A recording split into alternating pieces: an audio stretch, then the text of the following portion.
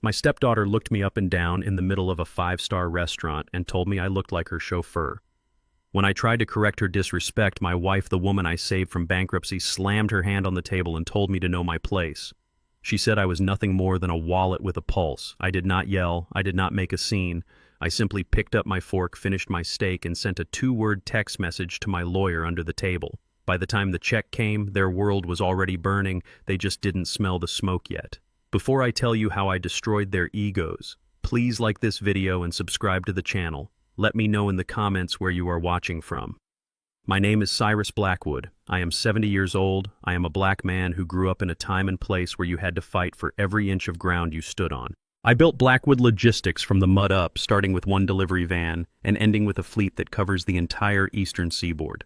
I learned early that the loudest man in the room is usually the weakest. Real power is quiet. Real power is patient. 3 years ago, I married Vanessa. I was lonely, I admit it. My first wife, God rest her soul, had been gone for 5 years. Vanessa was younger, 50, vibrant, and seemed to need someone to lean on. I thought I was being a protector. I did not realize I was simply a host for a parasite. She brought along her baggage a 26-year-old daughter named Jasmine who believes the world owes her a living because she is pretty, and a son-in-law named Tyler, a boy who confuses arrogance with intelligence. Tonight was supposed to be a celebration. It was our 3rd anniversary.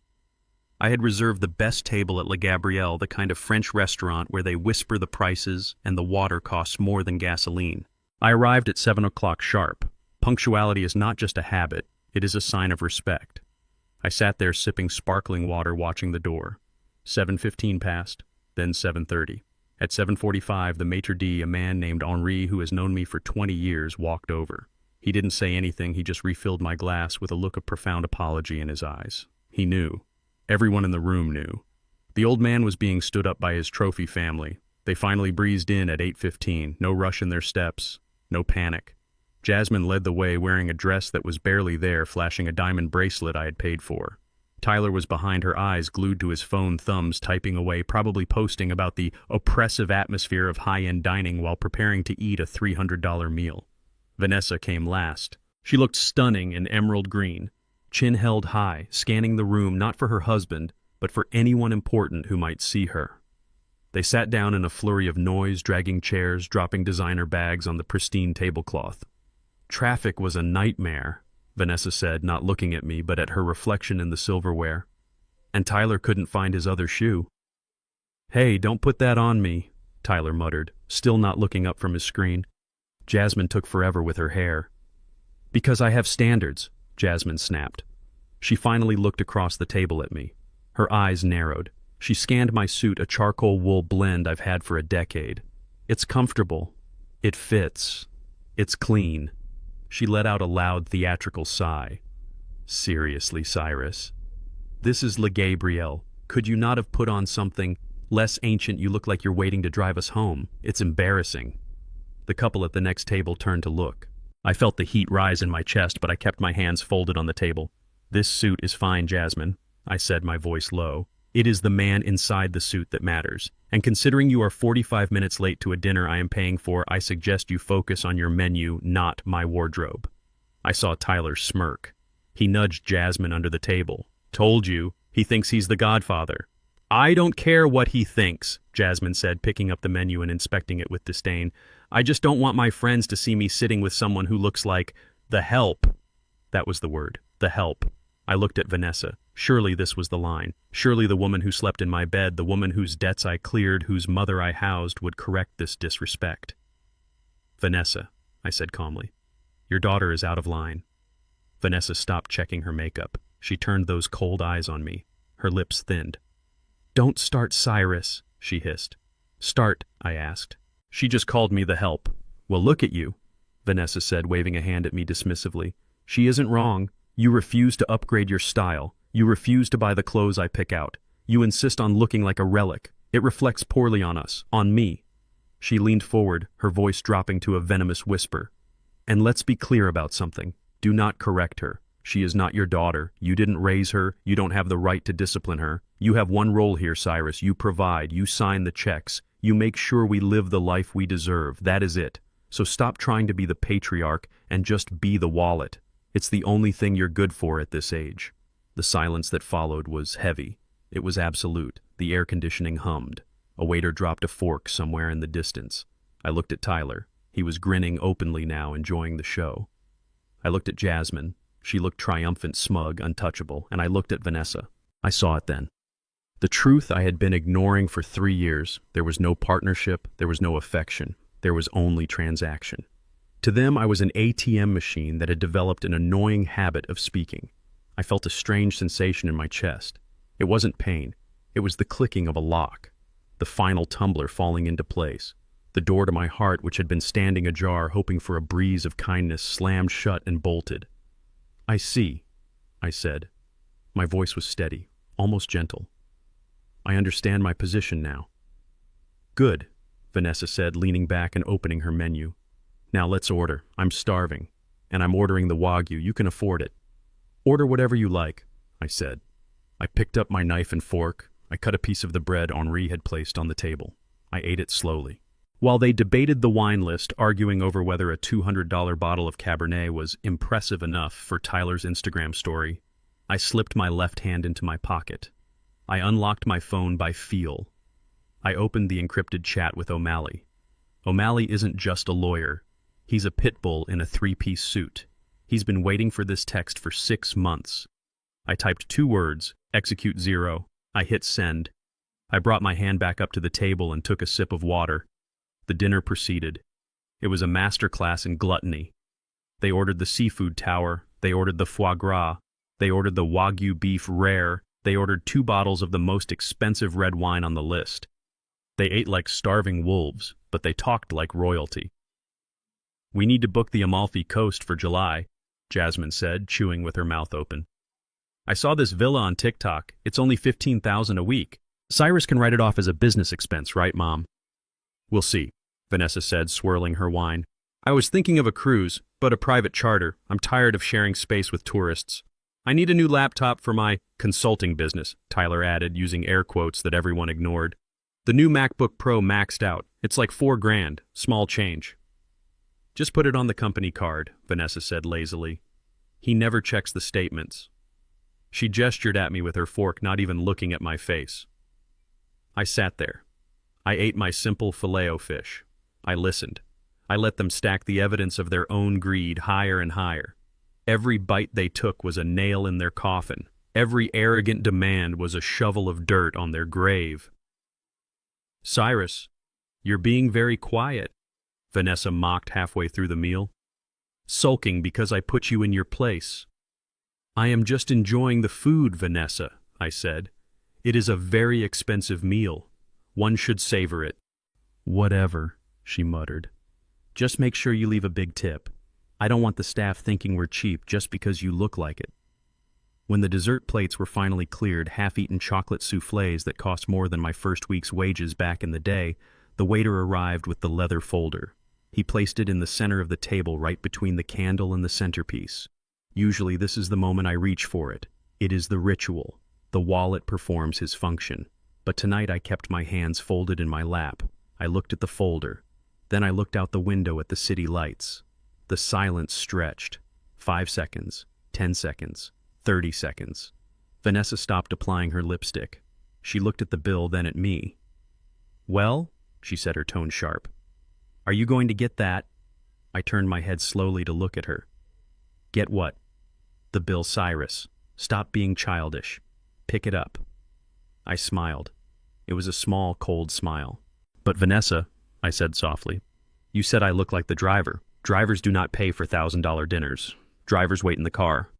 Jasmine let out a loud groan.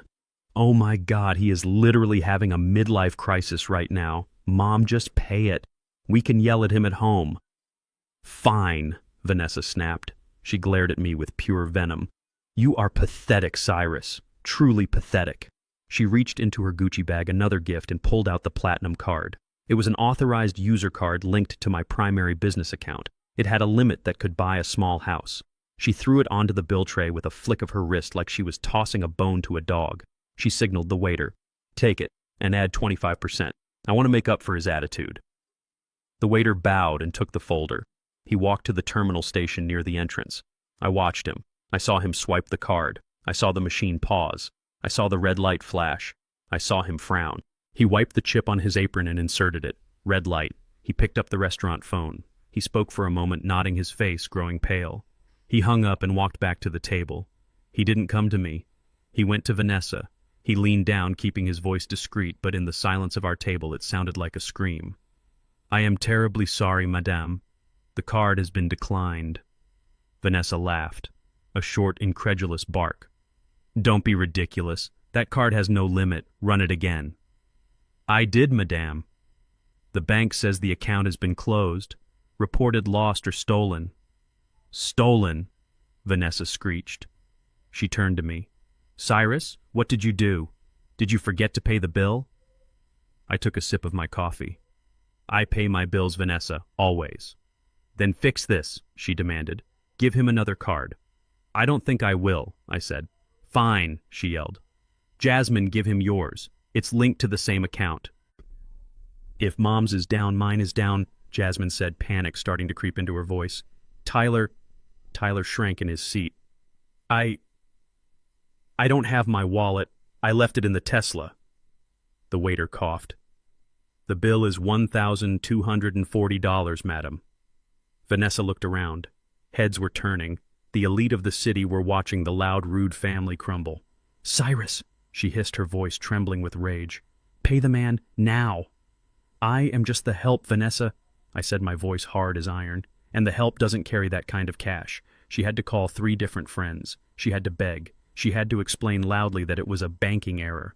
It took 30 minutes. 30 minutes of her sweating in her emerald dress while I sat there calm, collected, and completely detached. When she finally transferred the funds from a friend to pay the bill, she stood up shaking. "I am going home," she spat at me. "And when you get there, you and I are going to have a very different conversation. You will regret this night for the rest of your short life." They stormed out. I watched them go. I finished my coffee. Then I reached into my pocket and pulled out a stack of cash. I left $200 on the table for the waiter. "Sorry for the trouble, Henri," I said as I stood up. I walked out into the cool night air. My phone buzzed. "O'Malley. Phase 1 complete. Tow trucks are en route for 0600. Eviction notice drafted." I smiled. The dinner was over. But the real show was just beginning. At 5:55 in the morning, the house was silent. It was a fragile silence, the kind that exists right before a storm breaks. I stood at the bay window of my second-floor study holding a mug of black coffee. The steam rose in thin swirls against the cold glass. Outside, the sky was bleeding from purple to a bruised orange. I took a sip. The coffee was bitter, just the way I like it. It tasted like preparation. Down the hallway, I could hear the faint, rhythmic breathing of a house asleep. Jasmine was in the East Wing, probably dreaming of the Italian vacation she thought I was paying for. Tyler was in the guest suite, likely sleeping off the exhaustion of doing absolutely nothing all day. And Vanessa was in the master bedroom alone. I had slept in the study. I had not slept much. I did not need sleep. I needed results. At exactly 6 o'clock, the silence shattered. It started with a low rumble in the distance, a vibration that you felt in your teeth before you heard it with your ears. Then came the heavy mechanical whine of diesel engines shifting gears. I looked down the long paved driveway that led to my estate. 2 sets of yellow hazard lights cut through the morning mist. They were bright, aggressive flashes that signaled the end of an era. 2 flatbed tow trucks turned into the property. They were massive machines built for heavy-duty repossession, not polite suburban pickups. They moved with a predatory grace, their tires crunching loudly on the decorative gravel I had paid $10,000 to install last year. I watched them maneuver. The lead truck, a black monster with a steel winch, backed up toward the 3-car garage. Its target was parked right in front. The Range Rover Autobiography. Jasmine's pride and joy. A $90,000 SUV that she washed more often than she called her own grandmother. The second truck positioned itself behind the white Tesla Model S Tyler's car. The car he claimed saved the planet while I paid the lease. The air brakes of the first truck hissed loudly. It was a sharp, violent sound that echoed off the brick facade of the house. A moment later I heard it. The scream. It came from the East Wing. It was a high-pitched shriek of pure confusion and terror. Then came the sound of feet pounding on hardwood floors. The front door flew open. Jasmine burst out onto the driveway. She was wearing pink silk pajamas and an eye mask was pushed up on her forehead. She was barefoot. She ran across the cold gravel, her arms waving frantically. "Stop. Hey, stop, what are you doing? Get away from my car." She threw herself between the tow truck and the Range Rover, shielding the grille with her body as if she could stop a 10-ton truck with her outrage alone. The driver of the tow truck did not even blink. He was a large man with a beard thick enough to hide a wrench in. He wore a neon yellow vest over a flannel shirt. He opened his door and stepped down, his steel-toed boots hitting the ground with a heavy thud. He held a clipboard in one hand. Jasmine was hysterical. She was slapping the hood of her car. "You are stealing my car. I am calling the police." "Do you know who I am? Get back in your truck and leave." The driver walked up to her. He did not look intimidated. He looked bored. He looked like a man who had heard every excuse and every threat in the book. "Ma'am, please step away from the vehicle," he said. His voice was gravel and smoke. "No," Jasmine screamed. "This is my car. My stepfather bought this for me. You are making a mistake. A huge mistake." The driver looked down at his clipboard. He ran a thick finger down a list. "I have a repossession order here for a 2021 Range Rover VIN ending in 459. Registered owner is Blackwood Logistics Incorporated. The order is signed by the CEO, Cyrus Blackwood. Authorization code 0 Alpha 1. Immediate seizure of company assets." Jasmine froze. Her mouth hung open. She blinked. "Blackwood Logistics. No, that is wrong. Cyrus gave it to me. It is a gift. It is mine." The driver shook his head. "Paperwork says company fleet vehicle, ma'am. Driver is unauthorized. Insurance has been canceled as of midnight. I have to take it." He signaled to his partner in the cab. The truck began to back up again, the reverse beeper cutting through Jasmine's protests like a knife. I stood in the window and watched. I took another sip of coffee. I remembered the day we bought that car 3 years ago. It was her graduation gift. She had demanded white leather interiors and the upgraded sound system. I had pulled out my checkbook ready to write a personal check for the full amount. But O'Malley, my lawyer, had stopped me. He had called me from his office while I was standing in the dealership. Cyrus put it in the company name he had advised. Why, I had asked. "It is a gift." "Because you never know," O'Malley had said. "Tax write-offs are good, Cyrus, but leverage is better. If it is in your name, it is a gift. If it is in the company name, it is a perk. Perks can be revoked. Gifts cannot." I had listened to him. I had told Jasmine it was for tax purposes. She did not care as long as she got the keys. She signed the papers without reading them. She signed a company use agreement thinking it was a formality. She signed her own eviction from the driver's seat and she did not even know it. Now 3 years later, that signature was the only thing that mattered. Jasmine looked up at the house. Her eyes scanned the windows. She saw me. I did not hide. I stood there framed by the mahogany wood of my study window. I was wearing my robe, the silk cool against my skin. I looked her right in the eye. She screamed my name. "Cyrus." It was a sound of impotent rage, a sound of a spoiled child realizing the candy store was burning down. She ran toward the house, leaving the Range Rover unguarded. The tow truck driver wasted no time. He hooked the chains to the axle in seconds. The winch whined, and the front of the luxury SUV lifted into the air. Jasmine burst into the house. I heard her running up the stairs. But I turned my attention to the second conflict unfolding in the driveway. Tyler had come out. He was shirtless, wearing only boxer briefs. He looked sleepy and confused, blinking in the morning light. He saw the tow trucks. He saw the Range Rover rising into the air. Panic washed over his face. He did not run to help Jasmine. He ran to the Tesla. Self-preservation is the first instinct of a coward.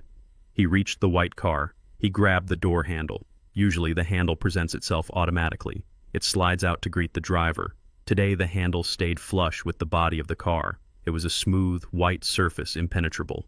Tyler pulled at it. His fingers slipped. He tapped his pockets, realizing he did not have his phone key. He ran back to the front door, grabbed his phone from the entry table, and ran back to the car. He held the phone up to the pillar. Nothing happened. He tapped the screen frantically. I could see him swiping and tapping, his face growing redder by the second. I knew what he was seeing on his screen. I had authorized the command myself 10 minutes ago through the Central Fleet Management app on my secure tablet. Access denied. User unauthorized. Contract terminated. The Tesla was a smart car, and right now it was smart enough to know that Tyler was no longer welcome inside. The second tow truck driver, a younger man with tattoos on his neck, walked up to Tyler. "Keys," he said, holding out his hand. Tyler looked at him wild-eyed. "I cannot get in. The app is not working. It is glitching." It is not a glitch, buddy, the driver said. Remote lockout. Corporate shut it down. They do that when you do not pay the bill or when you get fired. Which one is it? Tyler looked at the house. He looked at the window where I stood. I am not fired, he shouted at the window. I am family. You cannot do this, Cyrus. I have a yoga retreat at 10. I took a slow, deliberate sip of coffee. I watched as the driver hooked the Tesla up. The car was bricked. A $90,000 paperweight until I decided otherwise. Tyler kicked the tire of the car. He hurt his foot. He hopped around on one leg, cursing. It was pathetic. It was glorious. I turned away from the window. The show outside was over. The real battle was about to begin inside. I walked to my desk and sat down. I opened my laptop. I had a clear view of the door. 3 minutes later, the door to my study flew open. It hit the wall with a crack. Vanessa stood there. She was wearing a silk robe that I had bought her in Paris. Her face was covered in a green night cream that made her look like a swamp creature. Her hair was in curlers. Her eyes were wide with a mixture of shock and fury. Jasmine was behind her sobbing. Tyler was lurking in the hallway looking like a kicked puppy. You have lost your mind, Vanessa screamed. She marched into the room, her finger pointed at my chest like a weapon. Call them off, Cyrus. Call them off right now. You are humiliating us. The neighbors are watching. I leaned back in my leather chair. I interlaced my fingers over my stomach. Good morning, Vanessa, I said calmly. I trust you slept well. Do not play games with me, she hissed, slamming her hands onto my desk. Why are there tow trucks in my driveway? Why is my daughter crying? Why is Tyler's car locked? I looked at the papers on my desk. Technically, Vanessa, it is my driveway. And those are my cars. Or rather, my company's cars. And since none of you are employees of Blackwood Logistics, and since our familial relationship has suffered an irreconcilable breakdown as of dinner last night, I have decided to reallocate company resources to more productive areas. She stared at me. Her chest heaved. You are doing this because of dinner, because Jasmine made a joke, because I didn't pay the bill fast enough. You are being petty, Cyrus. You are a petty, bitter old man. I stood up. I moved slowly, unfolding my frame until I was standing at my full height. I am 6'2". Vanessa is 5'5". I cast a shadow over her. It was not a joke, Vanessa. It was a revelation. You showed me who you are. You showed me that you see me as a servant, a driver, a wallet. I walked around the desk. She took a step back, her bravery faltering for a second. I am not petty, I said, my voice hard. I am efficient. In business, when an asset becomes a liability, you liquidate it, you cut the loss, you do not keep pouring money into a hole. You pushed me too far, you insulted me in public, you let your daughter treat me like garbage, and you applauded her. Vanessa crossed her arms. She tried to regain her composure. She tried to summon the arrogance that had served her so well for 3 years. You cannot do this, she said, her voice icy. I am your wife. We have laws in this state, marital property laws. You cannot just take things away. I will sue you, Cyrus. I will call the best divorce lawyer in the city, and I will take you for everything you have. I will take the house. I will take the business. I will take the shirt off your back. I smiled. It was a cold, terrifying smile. I was hoping you would say that. I reached into my desk drawer. I pulled out a single sheet of paper. It was a copy. The original was in a safe deposit box that only O'Malley could access. Do you remember this, Vanessa? She looked at the paper. She squinted. It was the prenuptial agreement we had signed 3 years ago. You told me that was just a formality, she whispered. You said you didn't care about paper. I lied, I said. Just like you lied when you said you loved me. I tossed the paper on the desk. Read paragraph 4, section B, the infidelity clause. She laughed, a nervous, high-pitched sound. I never cheated on you, Cyrus. You know that. I have been faithful. Infidelity is not just physical, Vanessa, I said. Financial infidelity is also a breach of contract. Unauthorized transfer of marital assets to a third party. Her face went white. You thought I didn't know I asked. You thought I didn't see the transfers. $200,000 over 3 years, sent to an account in your mother's name. She stayed silent. Tyler put it on Instagram, I said. He posted a picture of your mother's new kitchen. He tagged it. Thanks to Grandma's secret stash. He is not very bright, your son-in-law. Vanessa turned to look at Tyler in the hallway. If looks could kill, he would have dropped dead right there. That money was for family emergencies, she stammered. It was theft, I corrected. And according to this contract which you signed with a lawyer, present theft voids your claim to alimony. It voids your claim to marital assets. It voids everything. I pointed to the door. So, go ahead, Vanessa. Sue me, call your lawyer, but make sure you have the retainer fee in cash. Because as of 6 a.m. this morning your joint accounts are empty, your credit cards are canceled, and you do not have a car to drive to court. She stared at me. Her mouth opened, but no sound came out. The reality of her situation was crashing down on her. No money, no car, no leverage. Now get out of my office, I said, my voice dropping to a growl. I have work to do, and you have packing to do. Packing, she whispered. Yes, I said, sitting back down. I suggest you start with the clothes. You have a lot of them, and you are going to have to carry them. She stood there for a moment, trembling with rage and fear. Then she turned and ran out of the room, pushing past Tyler. Jasmine followed, wailing. I listened to them running up the stairs. I listened to the panic setting in. I looked out the window one last time. The tow trucks were gone. The driveway was empty. The sun was fully up now, bathing the world in a harsh, revealing light. I picked up my coffee. It was cold. I drank it anyway. Phase 2 was about to begin, and if they thought the cars were a problem, they had no idea what was coming next. The tuition bill for Jasmine's master's degree was sitting on my desk. Due today. I reached for the phone. It was time to make a call to the dean. The dust from the tow trucks had barely settled when the next blow landed. It arrived with a cheerful little chime from a smartphone. I was sitting in my study with the door open, listening to the sounds of a house in panic. I heard Jasmine's phone ping. It was the specific notification sound for her university email priority inbox. I checked my watch. It was 9 in the morning. The bursar's office at Columbia University opens at exactly 9. I knew this because I had set the automatic payments to trigger at 9:05 for the last 2 years. But today I had canceled the authorization at 8:59. I heard a gasp from the hallway. It was a sound of pure oxygen-depriving shock.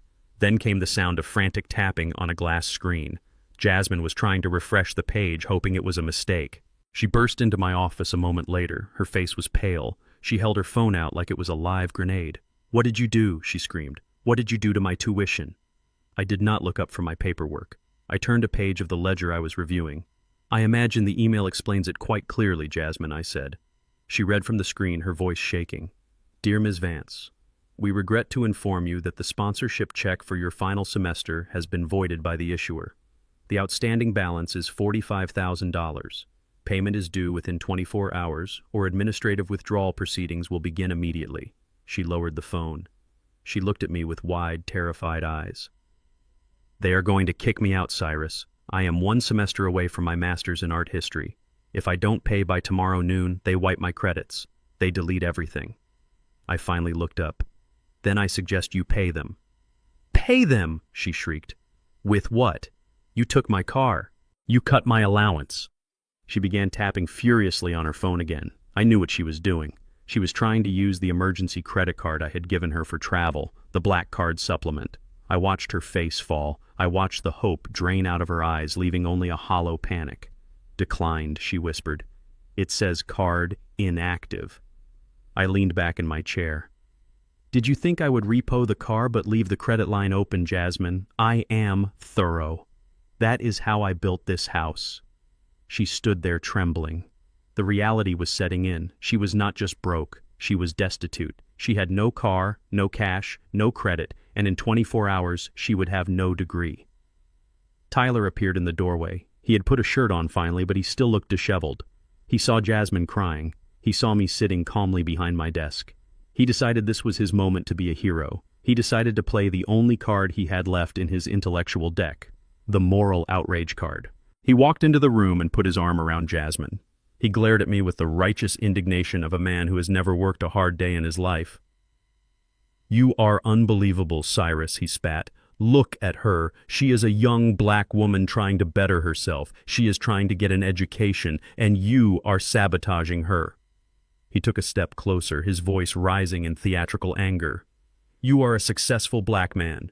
You are supposed to uplift the community. You are supposed to support the next generation. Instead, you are tearing her down because your ego got bruised at a dinner party. You are a disgrace to your people, Cyrus. You are a traitor to your own success. I stared at him. The silence in the room grew heavy. It grew cold. For 70 years I have fought. I fought Jim Crow in the South. I fought banks that would not give me loans because of my zip code. I fought competitors who tried to burn my trucks. I built a dynasty out of sweat and diesel. And here was this boy, this child who lived in my house and ate my food, lecturing me about my obligation to my race. I stood up. I did not rush. I rose like a tide. Tyler took a step back, his bravery faltering. I walked around the desk. I stopped 2 feet from him. "Do not speak to me about obligations, son," I said, my voice a low rumble. "I have put 20 kids through college.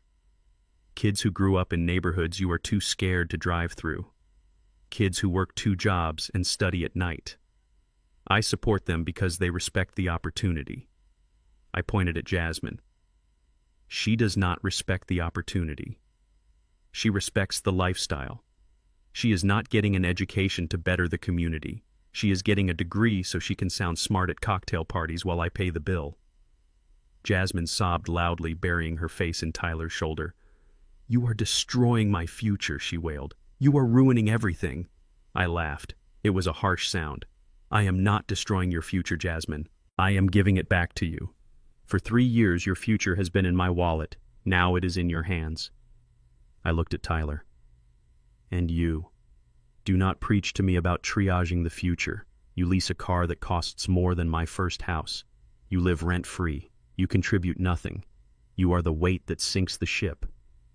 Tyler's face flushed red. "We have rights," he stammered. "We are family. You have a moral duty. My moral duty is to myself." I cut him off, "and my money remains in my hands. If you want to pay her tuition, Tyler, go ahead. Sell your watch. Sell your designer shoes. Be the man you pretend to be." He looked down. He would not sell a thing. We all knew it. Jasmine looked at me desperate now. "Please, Cyrus, just this semester, I will pay you back. I swear." "You will not pay me back," I said, "because you do not know how to earn money. You only know how to spend it." I walked back to my desk. I sat down. I pulled the phone toward me. There was one loose end left to tie up. One final nail in this coffin of their entitlement. "Who are you calling?" Jasmine asked, her voice filled with dread. "I am calling Dean Harrison," I said. "We went to Howard together 40 years ago. He is the head of your department." "No," Jasmine screamed. "No, do not call him." I pressed the speakerphone button. The line rang once, twice. Cyrus, the deep voice of Dean Harrison, filled the room. "To what do I owe the pleasure, my friend?" "Good morning, Marcus," I said, keeping my eyes on Jasmine. "I am calling regarding the financial sponsorship for Jasmine Vance. Student ID number 4099. "Yes, I saw the flag on the account," Marcus said. "Is there an issue with the bank transfer?" "No issue, Marcus. I am formally revoking the sponsorship. There will be no further payments from the Blackwood Trust.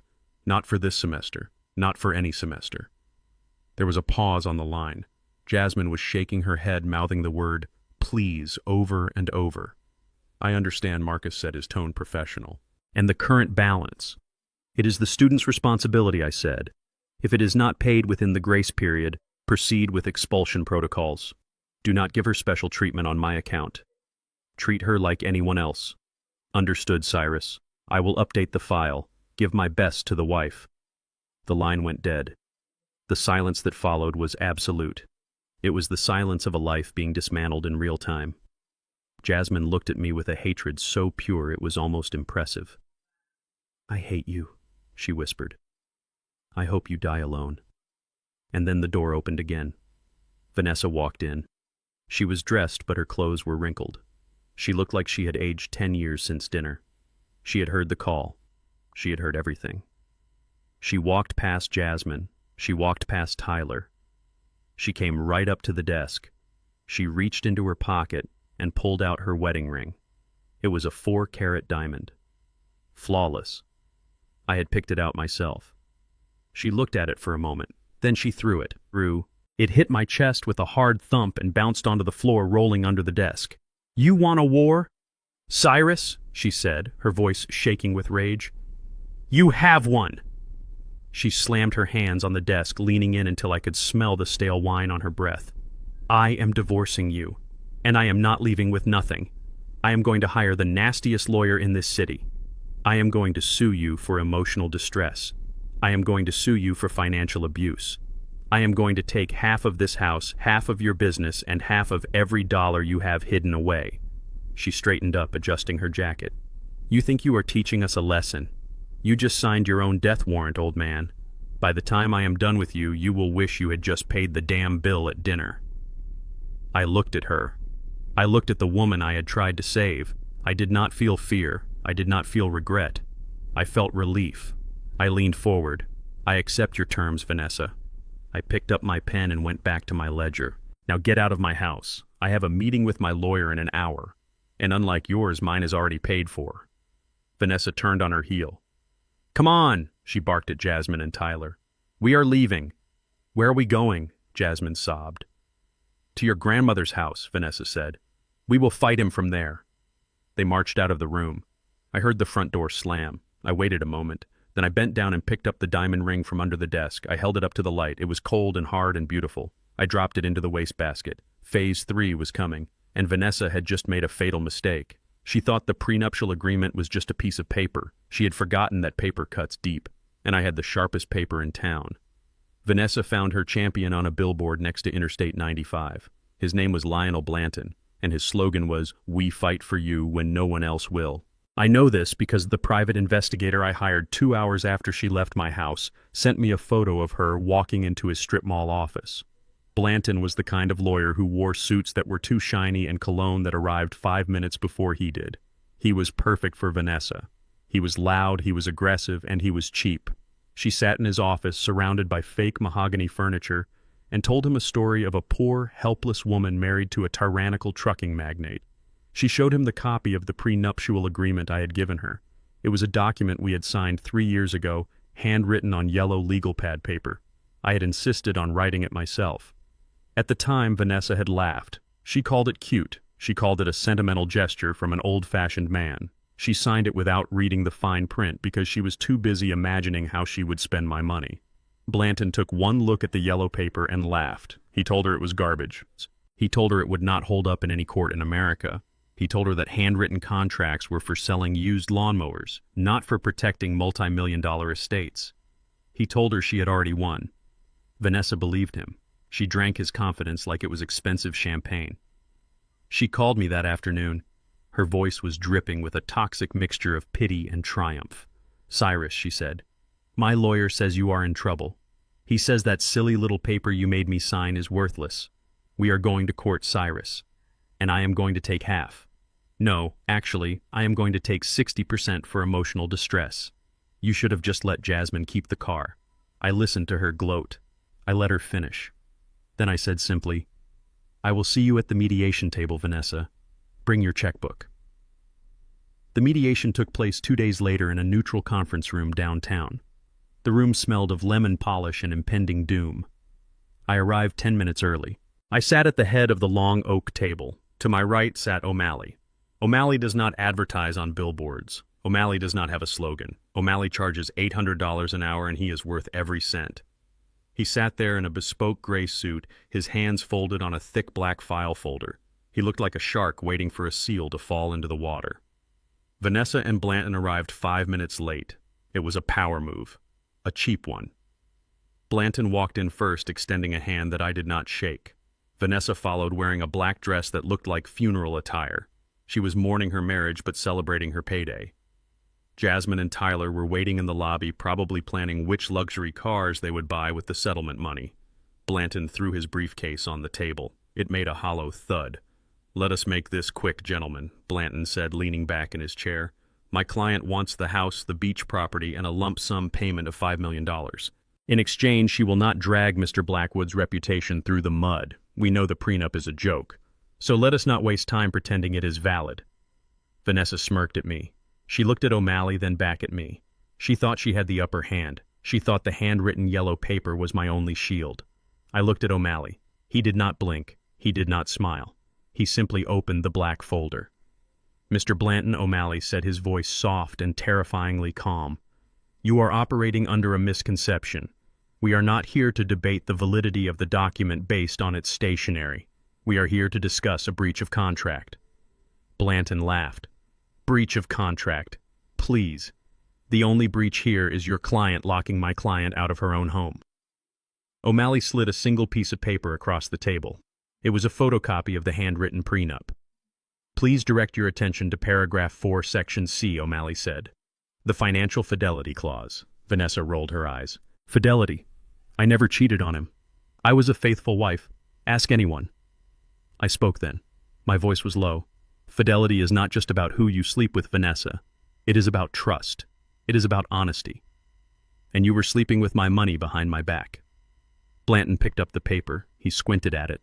This says that any unauthorized transfer of assets exceeding $5,000 to a third party without spousal consent constitutes a material breach of the marriage contract, rendering all spousal support null and void. Blanton looked up. So what? She bought some clothes. She went on a trip. That is not a breach. That is being a wife. O'Malley slid a second document across the table. It was a bank statement. Then another, and another. He fanned them out like a winning poker hand. These are records from Mrs. Blackwood's joint account, O'Malley explained. Over the last 36 months, there have been 42 separate transfers. They range from $3,000 to $8,000 each. They were all sent to an account at a small credit union in Georgia. The account holder is a Ms. Beatrice Davis. Vanessa went pale. Her arrogance evaporated, leaving only a cold, hard fear. Beatrice Davis is her mother. That is my mother, Vanessa stammered. I was helping her. She is sick. She needed medicine. $212,000 in medicine, O'Malley asked, raising an eyebrow. That is a lot of aspirin, Mrs. Blackwood. It was for emergencies, she lied, her voice rising in pitch. Family emergencies. Cyrus knows I helped my mother. I leaned forward. I knew you sent her birthday gifts, Vanessa. I did not know you were building her a new house. Blanton tried to intervene. Look, so she sent some money to her mom. That is hardly grounds to void the entire agreement. A judge will laugh at this. You have to prove malice. You have to prove she was hiding it. I smiled. It was the same cold smile I had worn at the restaurant. I do not have to prove it, Blanton. Your client's son-in-law already did it for me. O'Malley reached into the folder one last time. He pulled out a large color printout. It was a screenshot from Instagram. It was a post from Tyler's account dated 3 months ago. The photo showed a gleaming modern kitchen with marble countertops and stainless steel appliances. An older woman, Vanessa's mother, was standing in the middle of it, holding a glass of wine and smiling. The caption read, "So proud of the fam for making Grandma's dream come true. From the hood to the hills. Shout out to the secret stash for making it happen. Hashtag blessed. Hashtag renovation. Hashtag secure the bag." I pointed at the picture. Secure the bag, I read aloud. That is what they called my money, Vanessa. The bag. Vanessa stared at the photo. Her hands were shaking. She looked at the date. She looked at the caption. She realized in that moment that the idiot she had allowed to marry her daughter had just cost her $5 million. Tyler posted this, O'Malley said. He tagged the location. He even tagged the contractor. We subpoenaed the contractor's records yesterday. The invoices were paid directly from the account of Beatrice Davis, funded by the transfers from Vanessa Blackwood. Blanton looked at the photo. He looked at Vanessa. He closed his briefcase. You did not tell me about this, he whispered to her. I did not know, Vanessa whispered back. I told him not to post anything. I told him to keep his mouth shut.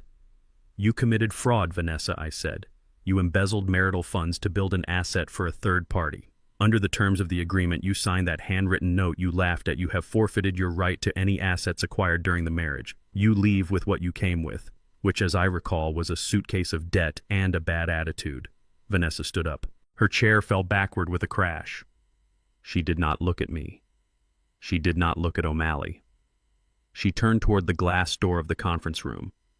Tyler and Jasmine were sitting in the waiting area. They were laughing at something on Jasmine's phone.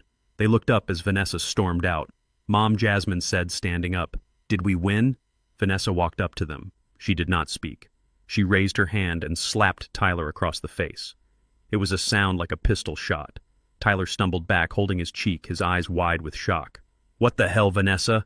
You idiot, Vanessa screamed. You absolute moron. You posted the kitchen. You posted the damn kitchen on the internet. What kitchen? Tyler stammered. My mother's kitchen. Vanessa shrieked. The one I paid for. The one I told you was a secret. You tagged it. You hashtagged it. You gave him the evidence. Jasmine looked between her mother and her husband. Wait. What does that mean? It means we lost everything, Vanessa cried, falling to her knees in the middle of the lobby. It means we are homeless. It means he knows. I walked to the doorway of the conference room. O'Malley stood beside me. We watched them, the perfect family unraveling on the cheap carpet of a mediator's office. Mr. Blackwood, O'Malley said quietly, shall I proceed with the eviction notice for the mother's house in Georgia? The forensic accounting shows the funds used to build it were stolen. Technically, you own that kitchen.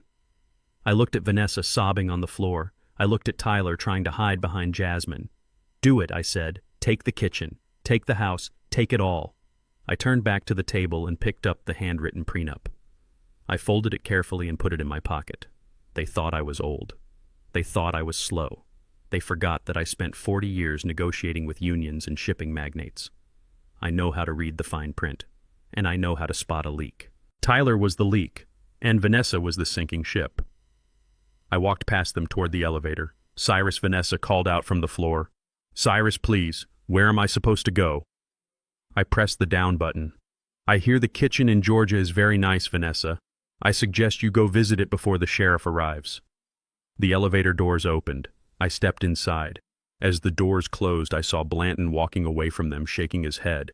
Even the cheap lawyer knew when to cut his losses. Phase 2 was complete. They were broke. They were exposed, and they were turning on each other. But I was not done. Vanessa still had one card left to play. She would try to hurt me where she thought I was vulnerable. She would try to attack my mind. She was going to call the police. She was going to say I was crazy. Let her try. I had a surprise waiting for her, a surprise named Zoe, and when my daughter arrived, the game would change from checkers to chess. And I never lose at chess. The flashing blue lights of a police cruiser cut through the darkness of my living room. It was 8 o'clock in the evening. I was sitting in my armchair nursing a glass of bourbon and listening to Miles Davis. I had expected a quiet night after the chaos of the morning. I should have known better. Vanessa was cornered, and a cornered rat does not sleep. It bites. The pounding on the front door was aggressive. It was the knock of authority that had already made up its mind.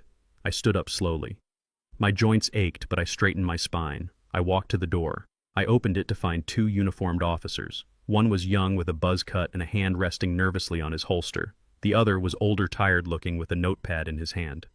Behind them stood Vanessa.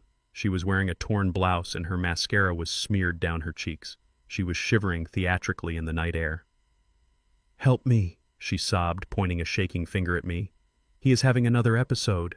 "He threatened to kill me. He said the government is watching us. He is not lucid. Please, you have to take him." The young officer stepped forward. He stepped into my house without asking. "Mr. Blackwood, step back," he ordered. His voice was loud and slow, as if he were speaking to a child or an idiot. I did not step back. I stood my ground. "Officers." "Do you have a warrant?" I asked calmly. "We do not need a warrant for a welfare check on a senior citizen in mental distress," the older officer said. "Your wife claims you are suffering from dementia and have become violent. She says there is a weapon in the house." I looked at Vanessa. She covered her face with her hands, peeking through her fingers to check the performance. It was a good performance. She was playing the terrified victim perfectly.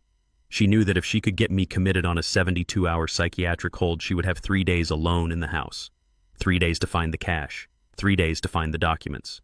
3 days to loot the kingdom while the king was in a padded room. "There is no weapon," I said, "and I am perfectly sane. My wife is upset because I cut off her credit cards this morning. This is a civil dispute, not a medical emergency." "He is lying," Vanessa shrieked. "He does not know what day it is. He thinks it is 1990. He threw a vase at me. Look at my arm." She held up her arm. There was a faint red mark there. It looked like she had pinched herself. "Sir," the young officer said, stepping closer, "we need you to come with us, just for an evaluation. If you are fine, the doctors will release you. But we cannot leave you here if you are a danger to yourself or others." "I am not going anywhere," I said. The officer reached for his handcuffs. "Sir, do not make this difficult. Turn around and place your hands behind your back." I felt the cold metal of the handcuffs brush against my wrist. I felt the indignity of it. 70 years of building a legacy only to be dragged out of my own home like a common criminal because a gold digger learned how to cry on cue. Vanessa was smiling behind her hands. She had won. Then tires screeched on the asphalt outside. It was not a normal car. It was a heavy engine, a V8 roaring up the driveway with aggressive speed. The officers turned. We all looked out the open door. A black Chevrolet Suburban with government plates slammed to a halt right behind the police cruiser, blocking it in. The headlights were blinding. The driver's door opened. A woman stepped out. She was 40 years old. She wore a tailored black suit that cost more than the police cruiser. Her hair was pulled back in a severe bun. She walked with a stride that could crack pavement. It was Zoe, my daughter. I had not seen her in 5 years. Not since the day I told her I was marrying Vanessa. Zoe had told me I was making a mistake. She had told me Vanessa was a predator. I had told her to respect my choice. She had walked out and she had never come back. Until tonight. She did not look at me. She marched straight up the steps, her heels clicking like gunshots on the stone. "Officer, step away from my father," she barked. Her voice was not loud, but it carried the weight of absolute authority. The young officer bristled. "Ma'am, this is a police matter. Step back or I will arrest you for obstruction." Zoe laughed. It was a cold, sharp sound. "Arrest me," she said. "Please do. I could use a vacation. But before you put those cuffs on me, you might want to look at this." She flipped open a leather wallet. A gold badge caught the porch light. Below it was an identification card from the Department of Justice. "My name is Zoe Blackwood," she said, stepping into the officer's personal space.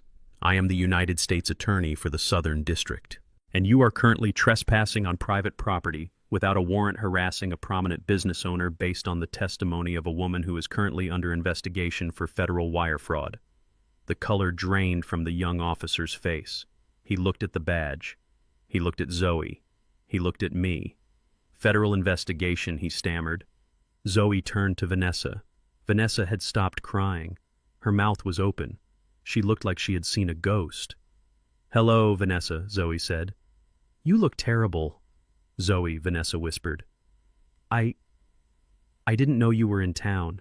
"I am always in town," Zoe said. "I have been watching. Did you think I stopped watching just because my father was too stubborn to call me?" She turned back to the officers. "My father is not senile. He is not violent. He is the victim of a coordinated extortion attempt. If you take him into custody, I will personally file a civil rights violation lawsuit against your precinct by 9 a.m. tomorrow morning. I will strip you of your badge and your pension before the ink dries on the paperwork. Do we have an understanding?" The older officer cleared his throat. He grabbed his partner's arm. "Ms. Blackwood, we were just following protocol. The reporting party claimed—" "The reporting party is a liar," Zoe cut him off. "Now get off my porch. Take your car and get out of here before I decide to make some calls." The officers did not hesitate. They uncuffed me. They mumbled apologies. They practically ran to their cruiser. Vanessa stood there alone on the porch. The police were gone. Her leverage was gone. And now she was facing the one person she feared more than me. Zoe turned to her. "You have 5 seconds to get out of my sight, Vanessa. If I see you on this property when the sun comes up, I will have you arrested for trespassing. And unlike the local police, I do not let people go." Vanessa looked at me. She looked for a hint of mercy. She found none. She ran. She ran down the driveway into the darkness, chasing after the police car like a lost dog. Zoe watched her go. She waited until the taillights disappeared around the bend. Then she turned to me. For a moment we just stood there. 5 years of silence hung between us. 5 years of pride. 5 years of missed birthdays and holidays. She looked older.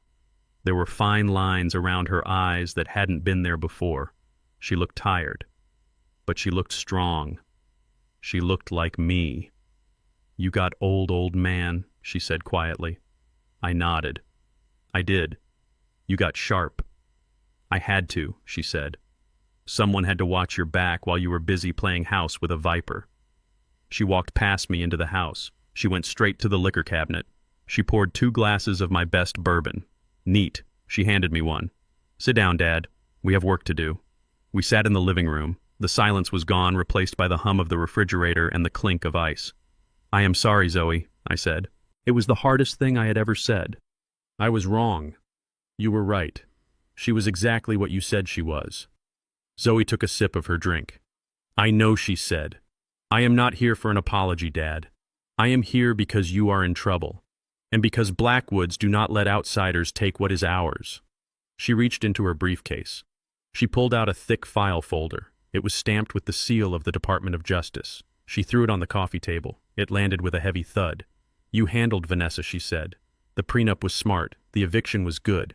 But you missed the real threat. I frowned. What threat? Tyler, she said. Tyler, I asked. The yoga instructor. The boy who cannot change a tire. He is not a yoga instructor, Dad, Zoe said, leaning forward. He is a mule. I stared at her. A mule. We have been tracking a money laundering ring operating out of Miami for 2 years, she explained. They use shell companies to wash cash from illegal gambling operations. They set up fake consulting firms. They hire idiots who want to look rich but are too stupid to ask questions. She tapped the file. Tyler Vance is the registered agent for 3 LLCs that have moved $4 million in the last 18 months. He thinks he is a crypto investor. He thinks he is a genius, but he is just a signature. He is the fall guy. My mind raced. Tyler, the boy who lived in my guest house, the boy who drove my Tesla. Does he know I asked? He thinks it is a tax loophole, Zoe said. He does not know he is washing money for the cartel. But ignorance is not a defense in federal court. She looked me in the eye. Here is the problem, Dad. He used your address. He used the penthouse address. He used the Blackwood Logistics corporate mailing address for one of the accounts. I felt a cold sweat break out on my forehead. If he goes down, he could drag the company with him, I realized. They could freeze my assets. They could investigate my books. Exactly, Zoe said. That is why I am here. She took another sip of her drink. Her eyes were hard, flinty. I can stop it, Dad. I can sever the link. I have built a case that isolates him. I can take him down without touching you or the company. I can put him in prison for 20 years. She paused. But I need your permission. Permission for what I asked. To break the vase to catch the rat, she said. She opened the file. She showed me a document. We raid him tomorrow. We take him down public and hard. But to do that, I need you to sign this affidavit. It states that you had no knowledge of his activities and that you are cooperating fully with the investigation. It also means you have to turn him over, Zoe said softly. He is family by marriage. If you sign this, you are sending your stepson-in-law to federal prison. There is no coming back from this. Vanessa will hate you forever. Jasmine will hate you. The community will talk. I looked at the document. I looked at the picture of Tyler stapled to the inside of the file. He was wearing sunglasses, holding a stack of cash, looking like a fool. He tried to destroy me, I said. He insulted me. He lived on my dime and plotted against me. I picked up a pen. Zoe watched me. Are you sure, Dad? This is the nuclear option. I looked at my daughter. My blood. The only person in the world who had ever truly loved me without conditions. I signed the paper. I pushed it back to her. He is not family, Zoe, I said. He is a parasite, and parasites need to be removed. Zoe smiled. It was a wolf smile. Good answer. She closed the file. Get some sleep, Dad. Tomorrow morning we are going hunting, and I promise you it will be a spectacle. She finished her drink and stood up. I have missed you, Dad, she said. I stood up and hugged her. I held her tight. I missed you too, Zoe. Thank you for coming back. She pulled away, adjusting her suit. I never left, she said. I was just waiting for you to wake up. She walked out the door. I watched her get into her government truck. I watched her drive away. I went back to my chair. I poured another drink. Vanessa thought she had problems today. She had no idea what was coming tomorrow. Her son-in-law was about to become federal property, and her daughter was about to become the wife of a felon. The game had changed. It was no longer about money. It was about freedom. And I was the one holding the keys.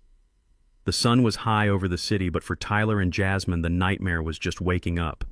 They had fled my house in a panic and retreated to the one place they believed was untouchable, the penthouse. It was a 4,000 square foot glass box in the sky located in the most exclusive building in downtown. It had a private elevator, a wraparound terrace, and a view that made you feel like a god looking down on insects. For 3 years they had lived there. They threw parties there. They posted photos of the sunset from the balcony with captions about the grind and the hustle. They truly believed I had bought it for them.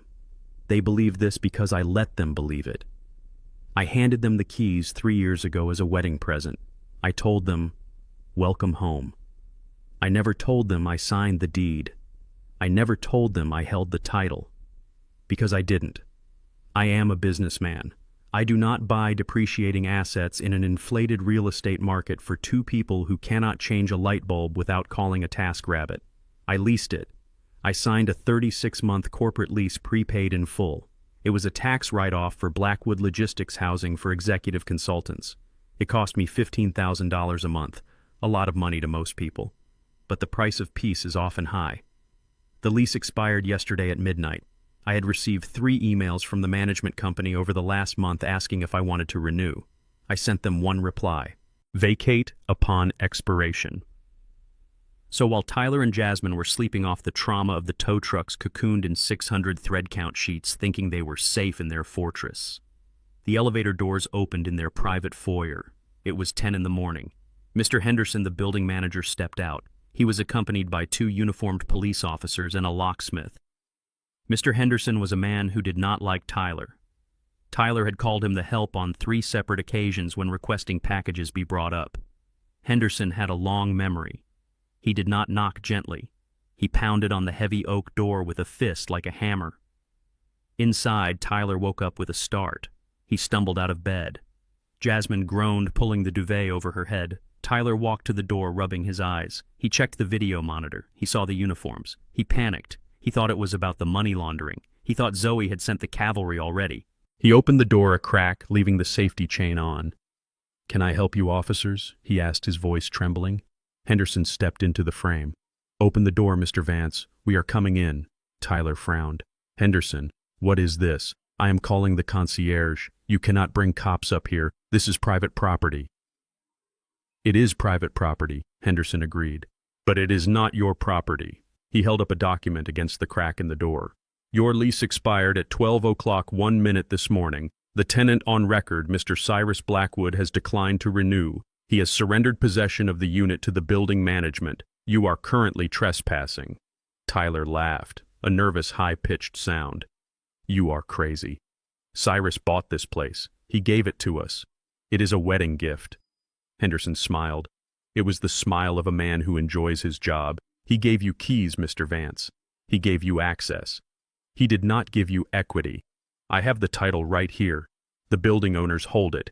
Mr. Blackwood was just a tenant, and you were just a guest who has overstayed his welcome by 10 hours, he signaled the locksmith. "Drill it." The sound of the drill biting into the metal lock was loud and violent. Tyler backed away, stumbling over his own feet. Jasmine ran into the living room, wrapping a silk robe around herself. "What is that noise?" Tyler, who is at the door. The door swung open. The chain snapped with a sharp crack. Henderson walked in, followed by the police. "You have 15 minutes to vacate the premises," he announced, checking his watch. "Whatever you can carry, you keep. Whatever is left behind goes into storage at your expense. Or the dumpster." "I prefer the dumpster," Jasmine screamed. She looked at the police. She looked at Tyler. "Do something," she yelled at her husband. "Tell them who we are." "I am trying," Tyler shouted back. "But he says Cyrus didn't buy it. He says he rented it." Jasmine's face went slack. Rented. I could imagine the gears turning in her head. All the lies she had told her friends. All the bragging about her portfolio. All the dinner parties where she looked down on renters. She grabbed her phone. She dialed my number. I was sitting in my office reviewing the quarterly reports for the company. My phone buzzed. Jasmine. I declined the call. She called again. I blocked the number. The message was clear. "You are on your own." Henderson clapped his hands. 14 minutes, folks. I suggest you start packing." And then the second wave hit. The service elevator in the kitchen dinged. The doors slid open. 4 men in blue coveralls walked in. They wore gloves. They carried moving blankets and dollies. The logo on their shirts read "Elite Corporate Staging." One of the movers walked straight to the living room. He walked up to the massive beige sectional sofa that Jasmine loved. The sofa she claimed was imported Italian leather. He grabbed the corner and lifted it. His partner slid a dolly underneath. Hey, Jasmine shrieked, running toward them. That is my sofa. That is custom. Do not touch that. The mover ignored her. He looked at his manifest. Item 402. Sectional. Beige. Synthetic blend. Return to warehouse. Synthetic blend. Jasmine froze. Synthetic. She looked at the vase on the table. The one she said was Ming Dynasty. Item 511. Blue vase. Reproduction. Target. She looked at the art on the walls, the abstract pieces she lectured guests about. Item 600. Canvas print. Hotel grade. The reality crashed down on her. Nothing was real. None of it. When I set up the penthouse, I did not hire an interior designer. I hired a staging company, the kind that furnishes model homes to make them look lived in. I rented the furniture. I rented the art. I rented the rugs. It was all a stage set, a backdrop for their vanity. And now the play was over and the props were going back. Jasmine watched as they rolled her fake Italian sofa into the elevator. She watched them take the lamps. She watched them take the dining table. She ran to the bedroom. My clothes, she screamed. You cannot take my clothes. She flung open the closet doors. It was a massive walk-in closet filled with designer labels, Chanel, Gucci, Prada, rows and rows of dresses and bags. This was her armor, her identity. She started grabbing armfuls of clothes, throwing them into black garbage bags that one of the officers had kindly provided. Tyler was doing the same in his closet, shoving suits into bags. Grab the Birkins, Jasmine yelled. Grab the bags, they are worth more than the car. Tyler grabbed the orange Hermes boxes. He stacked them by the door. I watched all of this in my mind's eye because I knew exactly what was in those closets. Years ago, when Jasmine started demanding a clothing allowance, I made a decision. I gave her a credit card. I told her it was for a personal shopper service I used. She sent her wish list to the shopper. The shopper sent the items. What Jasmine did not know was that the shopper was a woman named Maria who worked out of a warehouse in New Jersey. Maria specialized in high-quality replicas, super fakes. The Birkin bag Jasmine was clutching to her chest cost me $200. The Chanel jacket, $150. The Louboutin heels, $80. I did not do it to be cheap. I did it to see if she would notice. I wanted to know if she truly appreciated quality or if she just appreciated the label. She never noticed. Not once in 3 years. She wore plastic and thought it was silk. She walked in cardboard and thought it was leather. She was hugging garbage bags full of counterfeit goods, thinking she was saving a fortune. Time is up, Henderson announced. The apartment was stripped bare. The staging company was efficient. In 20 minutes, they had cleared 4,000 square feet. Tyler and Jasmine stood in the foyer, surrounded by black plastic bags. They looked like refugees from a fashion show that had gone terribly wrong. Out, Henderson said, pointing to the door. They dragged their bags to the elevator. They went down to the lobby. They stood on the sidewalk. It was noon. The city was busy. People walked by in business suits, heading to lunch. They looked at the couple standing amidst a pile of garbage bags. Tyler tried to call an Uber. His account was suspended. Payment method invalid. Jasmine tried to call a Lyft. Same result. They had no car. They had no apartment. They had no credit. They had to call a regular taxi. And they had to pay cash. Where do we go? Tyler asked, his voice hollow. Jasmine looked at him. Her mascara was running. Her hair was a mess. We have to go to Grandma's, she whispered. Mom is there. Vanessa's mother lived in a neighborhood called The Heights. It was a generous name. It was not high and it was not nice. It was a row of small, crumbling houses built in the 50s. I had given Vanessa $200,000 to renovate that house. Or rather, she had stolen $200,000 to renovate it. But Vanessa, being Vanessa, had not spent the money on the house. She had spent it on herself. She had bought jewelry she hid in a safety deposit box. She had gambled. She had loaned money to friends to look big.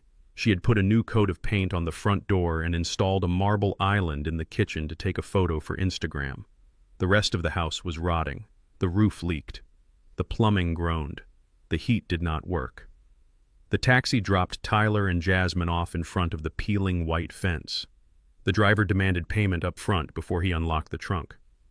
Jasmine had to dig through her purse to find the emergency cash she kept for valets. They dragged their bags up the cracked walkway. The grass was overgrown. A dog barked aggressively from the neighbor's yard. Vanessa opened the door. She was wearing the same clothes she had left my house in. She looked exhausted. Behind her, the house was dark and smelled of mildew and old frying oil. It was a stark contrast to the climate-controlled, lavender-scented air of the penthouse. They dragged their bags into the small living room. It was crowded with old furniture covered in plastic. "This is it," Tyler said, looking around in horror. "This is where we live now." Vanessa sat on a lumpy armchair. He took everything she said quietly. He took the house. He took the accounts. Jasmine dropped her bag. It split open, spilling fake designer dresses onto the dirty carpet. "You said you fixed up Grandma's house," she accused Vanessa. "You said it was a palace inside. You sent us photos." "I fixed the kitchen," Vanessa snapped defensively. "The kitchen is nice. We cannot sleep in the kitchen." "Mom," Jasmine screamed. "Look at this place. It is a dump." Tyler kicked the wall. A piece of plaster fell off. "This is your fault," he shouted at Jasmine. "You and your big mouth at dinner. If you hadn't insulted his suit, we would still be in the penthouse." "Don't you dare blame me," Jasmine yelled back, getting in his face. "You are the one who posted the kitchen on Instagram. You are the leak, Tyler. You are the reason he found out about the money." "I was trying to build a brand," Tyler screamed. "You built a disaster," Vanessa shouted, standing up. "Both of you shut up. My head is splitting." They stood there in the cramped, dark living room screaming at each other. The veneer of their sophistication had peeled away along with the paint on the walls. They were not royalty. They were not elite. They were three crabs in a bucket clawing at each other as the water started to boil. And in my office 10 miles away, I closed the file on the penthouse. The lease termination was signed. The staging company had confirmed retrieval of assets. I leaned back in my chair. They were fighting now. Good. Hunger makes people angry. Discomfort makes them turn on each other. But I wasn't done. Tyler still thought he had a future. He thought he could get a job. He thought his resume meant something.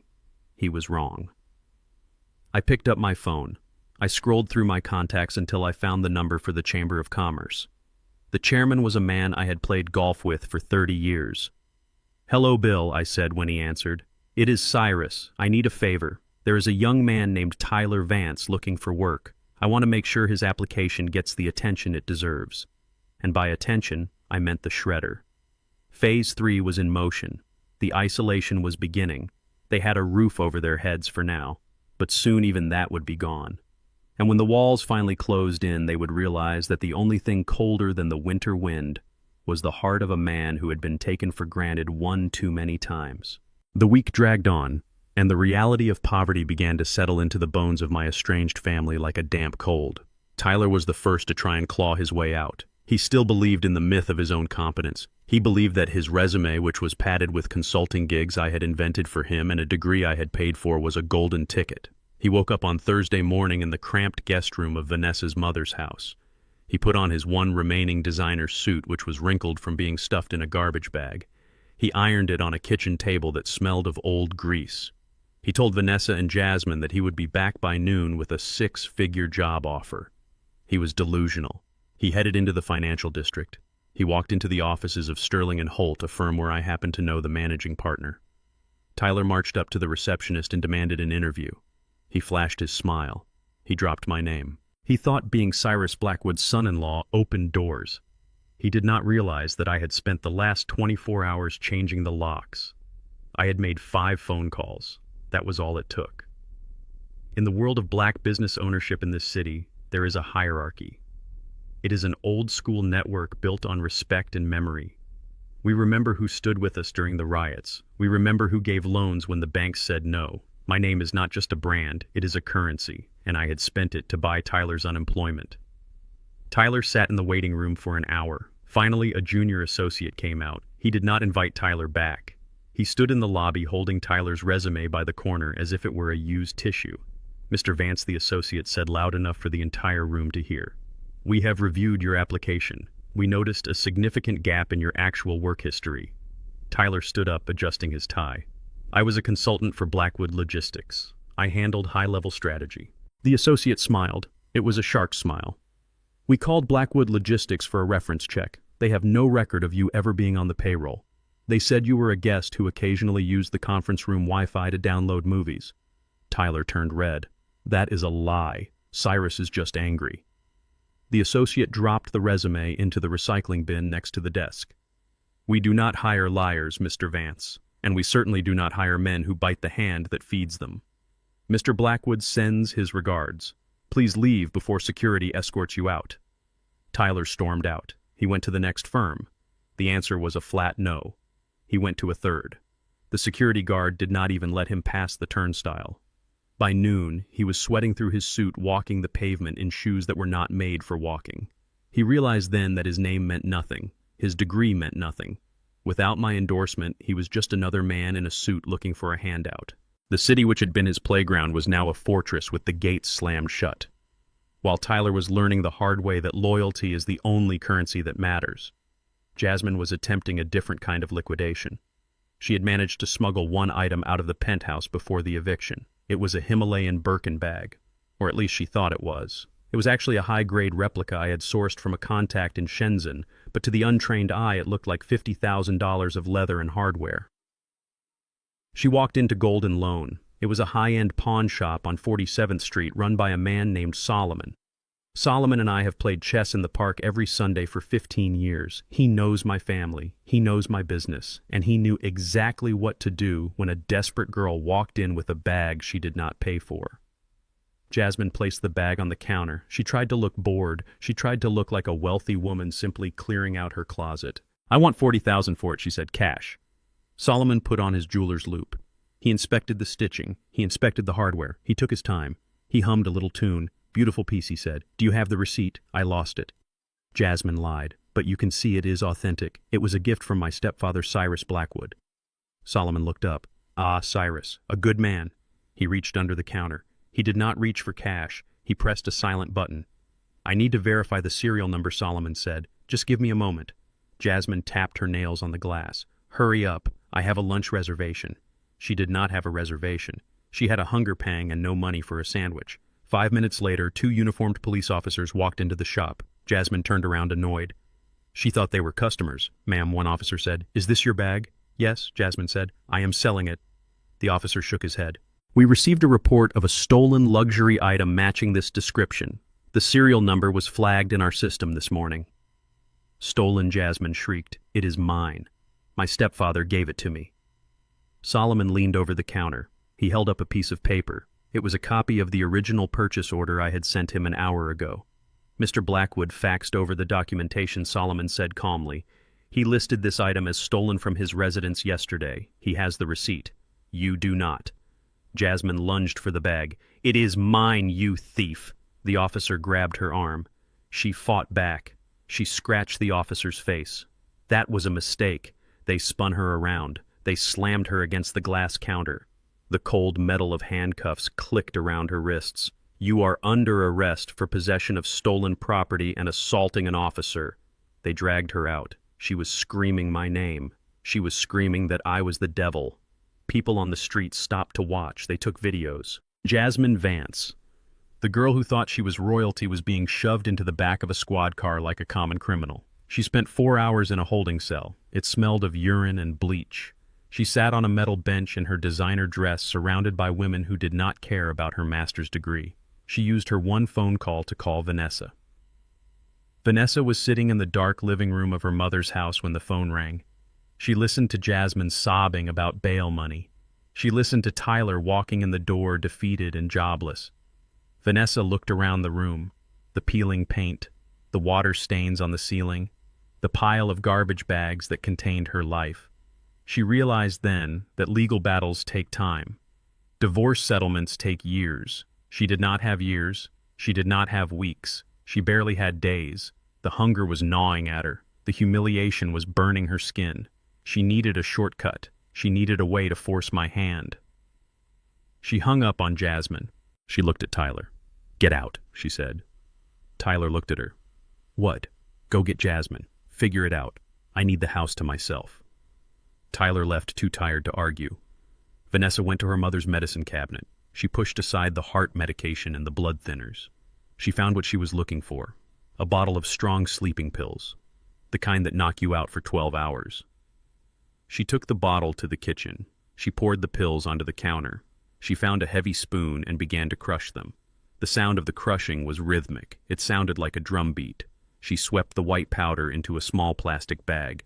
She was done playing the victim. She was done waiting for lawyers. She was going to play the loving wife one last time. She would go to my house. She would cry.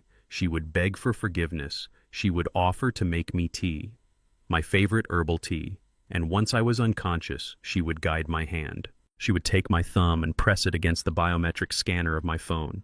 She would open my banking app. She would transfer the funds. Or better yet, she would find the physical deed to the house and force my limp hand to sign it. It was desperate. It was dangerous. It was a felony. But Vanessa was a drowning woman, and a drowning woman will climb a ladder made of knives if she thinks it leads to air. She put the powder in her purse. She checked her makeup in the hall mirror. She applied fresh lipstick. She practiced her sad smile. She walked out the door. She did not know that I was waiting. She did not know that Zoe had installed cameras in every room of my house, including the kitchen. She did not know that she was walking into a trap that would snap shut the moment she poured the water. I sat in my study watching the monitors. I saw her car pull up to the gate. I pressed the button to let her in. "Come in, Vanessa. The tea is ready." The gate buzzer sounded like a death knell in the quiet of my study. I watched the black and white monitor. Vanessa's car was idling at the entrance. She looked small inside the vehicle. She looked defeated. I pressed the button to open the gate. The heavy iron wing swung inward. I watched her drive up the long, winding path that led to the house she had once thought she owned. I turned off the monitor. I sat in my leather chair. I waited. The front door opened. Her footsteps echoed in the foyer. They were hesitant steps, slow, dragging. She walked into the study and stood in the doorway. She was a masterpiece of manufactured sorrow. Her makeup was gone. Her hair was pulled back in a severe, messy bun. She wore a simple gray sweater and jeans. She looked like she had been crying for days. "Cyrus," she whispered. Her voice cracked perfectly on the second syllable. I did not stand up. I did not offer her a chair. I simply looked at her. "What do you want, Vanessa?" She fell to her knees. It was a dramatic drop. Her knees hit the Persian rug with a thud that must have hurt, but she did not flinch. She covered her face with her hands and began to sob. It was a deep, guttural sound. If I did not know better, I would have believed it. If I had not seen her crushing pills an hour ago via the hidden camera Zoe installed in her mother's kitchen, I might have felt a flicker of pity. "I am so sorry," she wailed. "I ruined everything. I was greedy. I was stupid. I listened to my mother. I listened to society. I forgot the only thing that mattered, us." I watched her performance. It was impressive. She crawled forward across the rug, reaching for my hand. I let her take it. Her hands were cold. They were shaking. "Please, Cyrus," she begged, looking up at me with wet, red eyes. "I do not want the money. I do not want the house. I just want my husband back. I have nowhere to go. My mother's house is falling apart. Jasmine hates me. Tyler is useless. You are the only good thing I ever had." I pulled my hand away slowly. "You made your choice, Vanessa," I said, my voice devoid of emotion. "You chose them. I know," she cried. "And I was wrong. Please let me make it up to you. Let me take care of you tonight. You look tired. You look exhausted. Let me make you some tea, your favorite herbal blend, the one that helps you sleep." There it was, the hook. I leaned back in my chair. I rubbed my temples, feigning a headache. "I am tired," I admitted. "It has been a long week." She stood up quickly, wiping her tears. "I will make it," she said. "Just sit there. Relax. I will take care of everything." She rushed out of the room toward the kitchen. I did not need to follow her. I pulled my tablet from the drawer. I opened the app that controlled the internal security cameras. Zoe had installed them months ago when she first suspected Tyler was using my address. They were high definition. They recorded audio. I watched Vanessa in the kitchen. The moment she crossed the threshold, her posture changed. The slump in her shoulders vanished. She moved with purpose. She opened the cabinet where I kept the tea. She took down a mug. She filled it with water. Then she reached into her purse. She pulled out the small plastic bag of white powder. She looked over her shoulder, checking the empty hallway. Then she dumped the entire contents of the bag into the mug. She stirred it vigorously with a spoon. She put the tea bag in. She waited for it to steep. She held the mug up to the light, checking for sediment. She smiled. It was not a nice smile. It was the smile of a butcher sharpening a knife. I put the tablet away. She walked back into the study, carrying the steaming mug with 2 hands. She looked like a penitent servant. "Here," she said, placing the mug on a coaster in front of me. "Drink this. It will help you rest." I looked at the dark liquid. The steam carried the scent of chamomile and mint. But underneath that, there was a faint chemical, acrid smell. the smell of desperation. "Thank you, Vanessa," I said. I lifted the mug. Her eyes were locked on it. Her pupils were dilated. She was holding her breath. I brought it to my lips. I stopped. "Vanessa," I said, putting the mug down, "could you close the drapes? The streetlights are giving me a headache." She hesitated. She did not want to take her eyes off me, but she had to play the part of the solicitous wife. "Of course, darling," she said. She turned her back to me, walking toward the large bay window. In that split second, I moved. I poured the entire contents of the mug into the large potted fern that stood beside my desk. The soil drank the poisoned water instantly.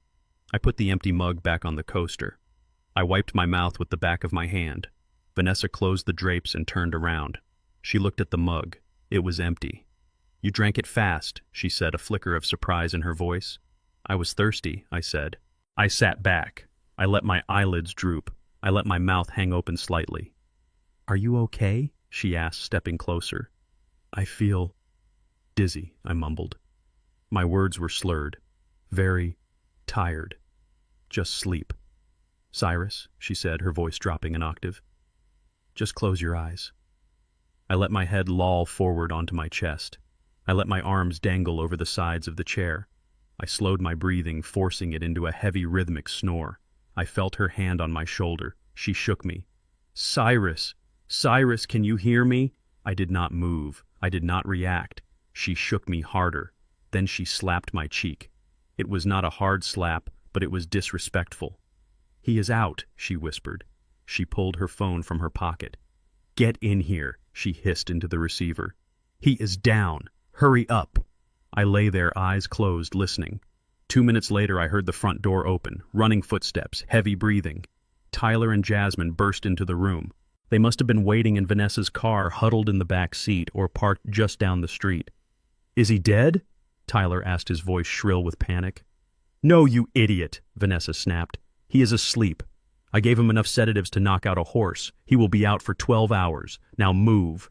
They surrounded me. I could smell them. Vanessa's stale perfume, Tyler's sweat, Jasmine's fear. "Search him," Vanessa ordered. "Find the key to the filing cabinet. Find the deed." I felt hands on me, violating hands. Tyler reached into my jacket pocket. Jasmine patted down my trousers. It took every ounce of my will not to break their fingers. I lay limp, a heavy sack of meat, while my family looted my body. "Nothing here," Tyler said. "Just a handkerchief and some mints." "Check the desk," Jasmine said. She started pulling drawers open, dumping the contents onto the floor. Pens, paper clips, ledger books. "We do not need the deed," Vanessa said. "We just need access." She grabbed my right hand. Her fingers were cold and clammy. She pulled my thumb toward her phone. "What are you doing?" Jasmine asked. "Biometrics," Vanessa said. "I am logging into his banking app. I am transferring everything." She pressed my thumb against the screen of her phone. I heard the little beep of a failed recognition. She tried again, harder, jamming my thumb against the glass. "It is not working," she cursed. "He must have changed the settings. Or his hands are too cold." "Damn it," Tyler swore. "What do we do?" "We need money, Vanessa." The loan sharks called me again. They said they are coming for my knees. "The safe," Vanessa said. She looked at the painting on the wall behind my desk. It was a portrait of my grandfather. Behind that painting, he keeps cash there. He keeps the hard drives. He keeps the emergency fund. She ran to the wall. She pulled the heavy frame aside. It swung open on hinges, revealing a steel wall safe. "Do you know the combination?" Jasmine asked. "I think so," Vanessa said. She was sweating. I saw him open it once. "It is his birthday, 1954. She spun the dial. 1954. The handle did not budge. "Try his mother's birthday," Tyler suggested. "I do not know his mother's birthday," Vanessa screamed. "Try 000, Jasmine said. "Old people always use zeros." Vanessa spun the dial. 000. Click. The handle turned. "See?" Vanessa gasped, triumphant. "I told you. He is a simple man." She pulled the heavy steel door open. They all crowded around. Their greed was a physical force sucking the air out of the room. They expected stacks of $100 bills. They expected gold bars. They expected salvation. I opened one eye, just a slit. I watched their faces. The safe was empty. Well, not completely empty. There was no money, there were no deeds, there were no diamonds, there was a single piece of white paper taped to the back wall of the safe. Vanessa reached in. Her hand was trembling violently. She ripped the paper off the wall. "What is it?" Tyler asked. "Is it a check?" Vanessa stared at the paper. Her face went gray. Her knees buckled. "Read it," Jasmine demanded, snatching the paper from her mother's hand. Jasmine read it aloud. Her voice started strong and ended in a whisper. "Smile, my children, you are on TV." For a second, nobody moved. They did not understand. Then a red light blinked. It came from the bookshelf directly across from the desk. A tiny red LED light hidden between the spines of two leather-bound encyclopedias. Tyler turned slowly. He looked at the light. He looked at me. I opened my eyes. I sat up. I straightened my tie. "Hello, family," I said, my voice booming in the small room. They screamed. All three of them. It was a collective sound of pure, unadulterated terror. Tyler jumped back, knocking over a lamp. Jasmine dropped the paper. Vanessa fell against the desk, clutching her chest. You drank the tea," Vanessa stammered. "I saw you." "I watered the plant, Vanessa," I said, pointing to the fern. "It looked thirsty. Unlike you, I do not poison the things that keep me alive." I stood up. I picked up the remote control from my desk. I pressed a button. The large flat-screen TV mounted on the wall flickered to life. It showed a split screen. On the left was a live feed of the study. We were watching ourselves. On the right was a view of a large, crowded room.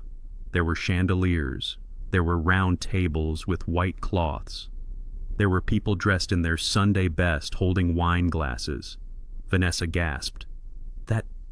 That is the church hall." It was. It was the annual fundraiser gala for the First Baptist Church. The church where Vanessa was the treasurer. The church where she had spent 3 years building a reputation as a pious, charitable woman. And on the massive projection screen behind the podium in that church hall, everyone was watching the live feed from my study. 500 people, the mayor, the pastor, the city council, all of Vanessa's friends, all of her social rivals. They were watching her drug her husband. They were watching her loot his pockets. They were watching her crack his safe. I picked up my phone. I dialed Zoe. "Cut the feed," I said. The screen on the wall went black, but I knew it was too late. The damage was done. The feed had been running for 20 minutes. They had seen everything. Vanessa looked at the TV. She looked at me. She realized that her life, her reputation, her social standing had just been incinerated. You broadcast this," she whispered. "Zoe broadcast it," I corrected. "She is very good with technology." My phone buzzed. It was a text from the pastor. "Cyrus, I am praying for you. Vanessa is removed from the board effective immediately. Police are on the way." I looked at my family, my wife the poisoner, my stepdaughter the thief, my son-in-law the mule. "You should run," I said, checking my watch. "The police station is only 10 minutes away."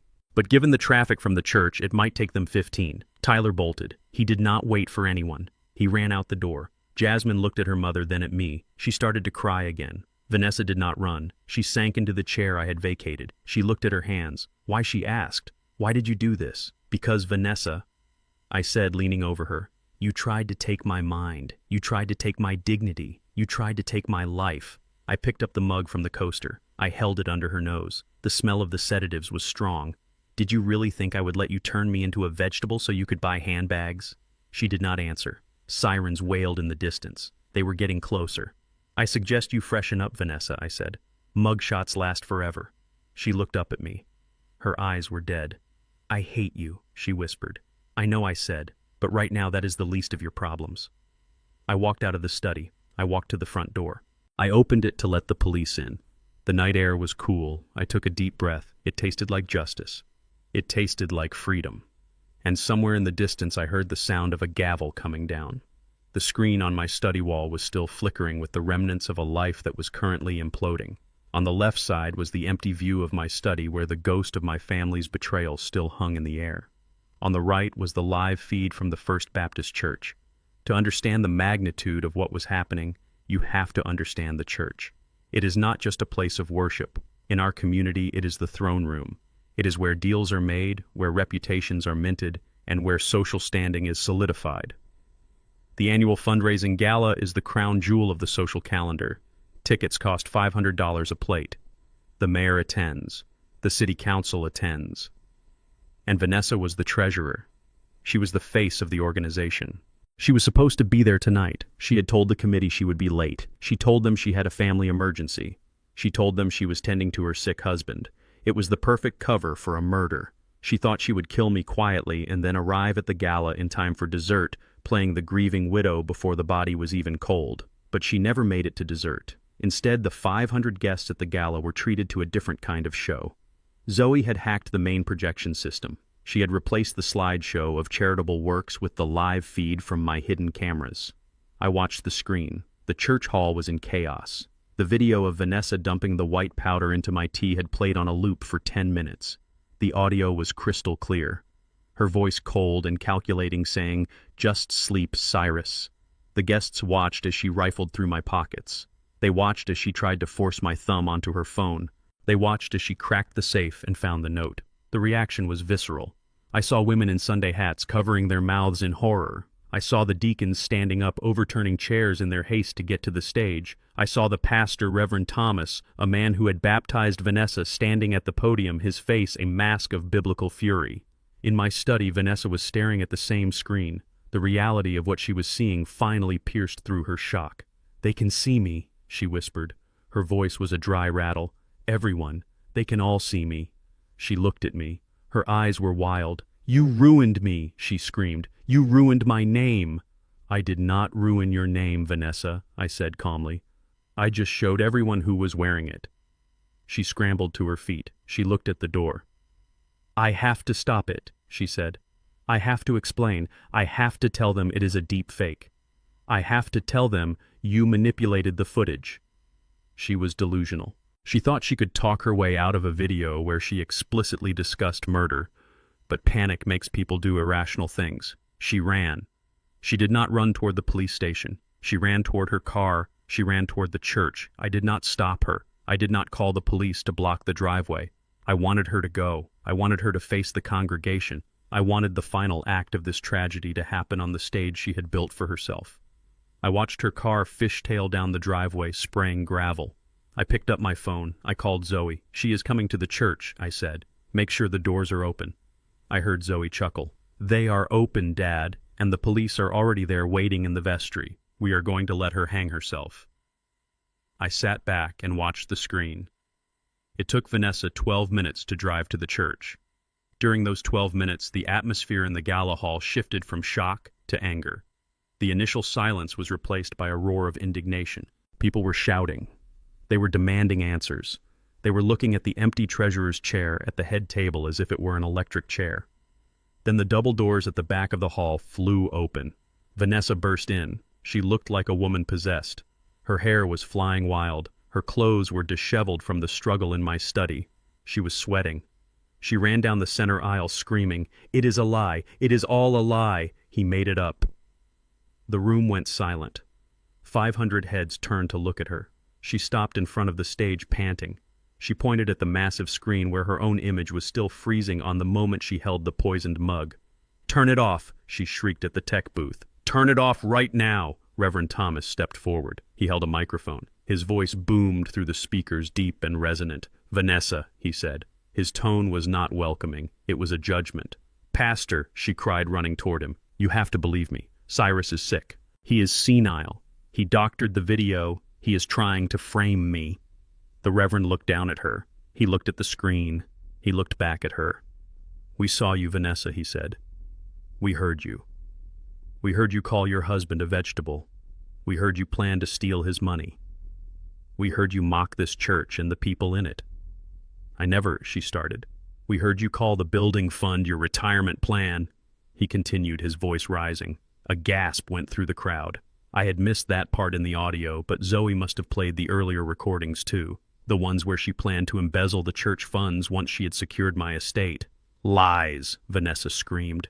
She looked at the crowd. She looked for her friends. She looked for the women she had brunch with, the women she gossiped with.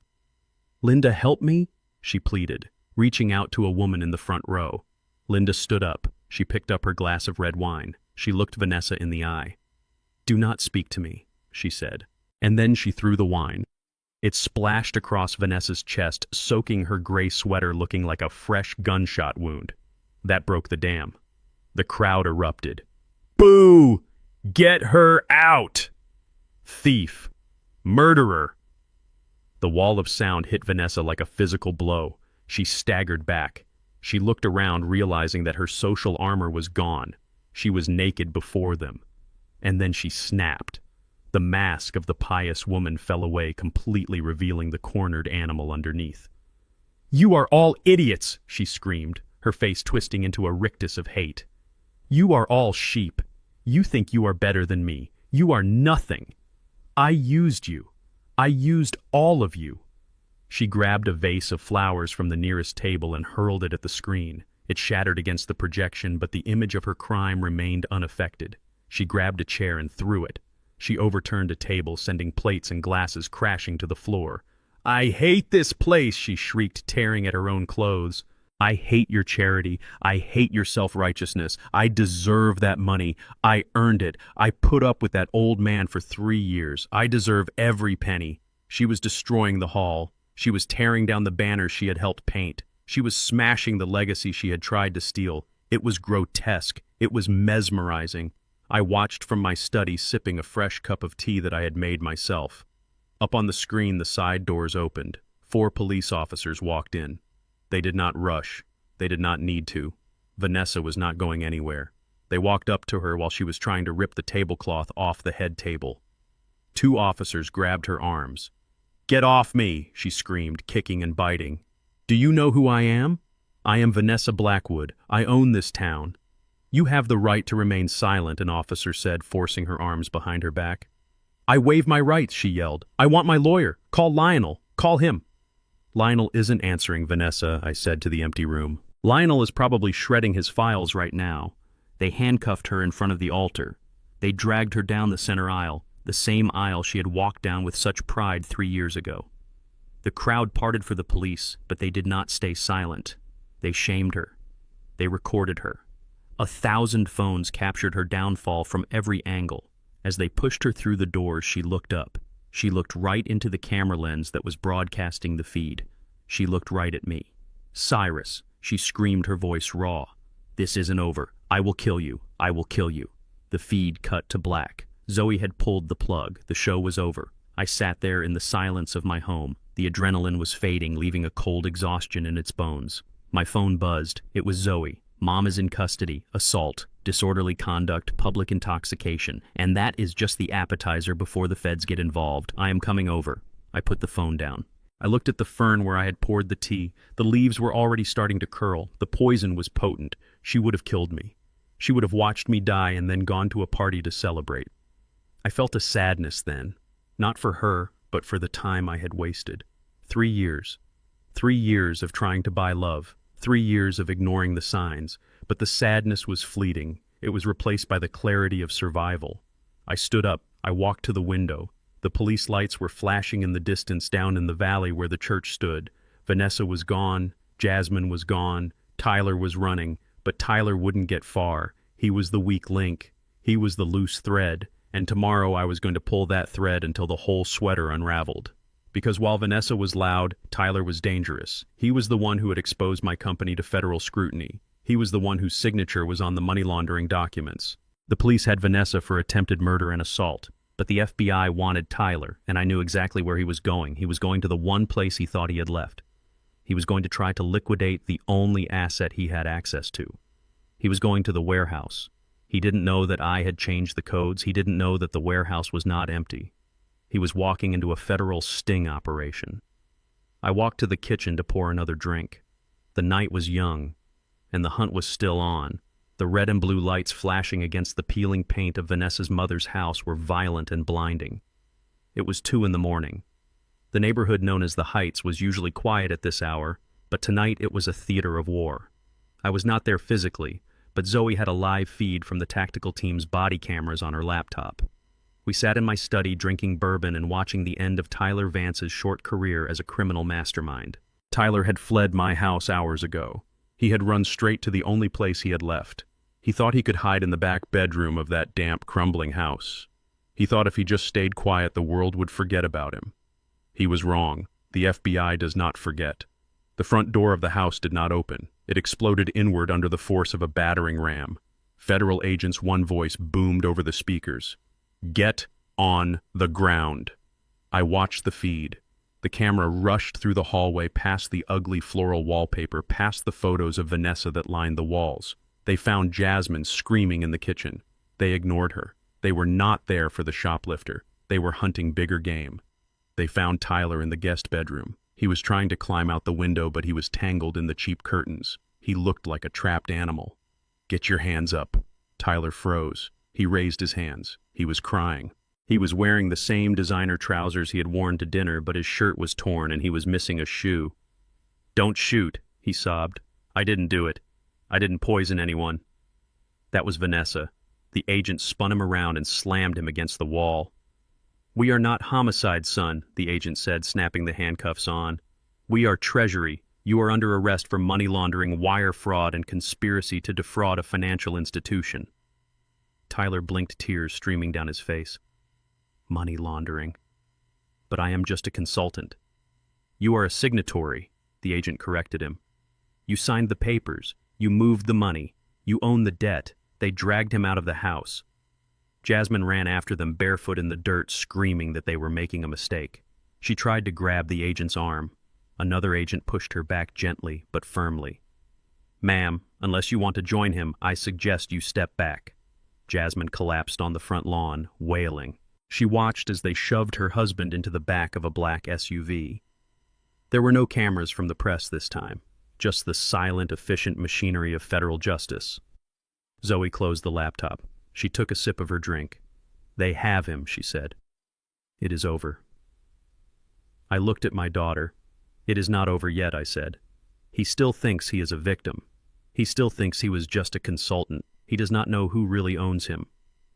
Zoe smiled. You should tell him, Dad. It is the polite thing to do. I drove to the federal detention center the next morning. I did not go as a father or a victim. I went as a witness. But before I entered the interrogation room, I met with the lead agent, a man named Miller, who owed me a favor from a trucking union dispute 10 years ago. I sat behind the two-way mirror.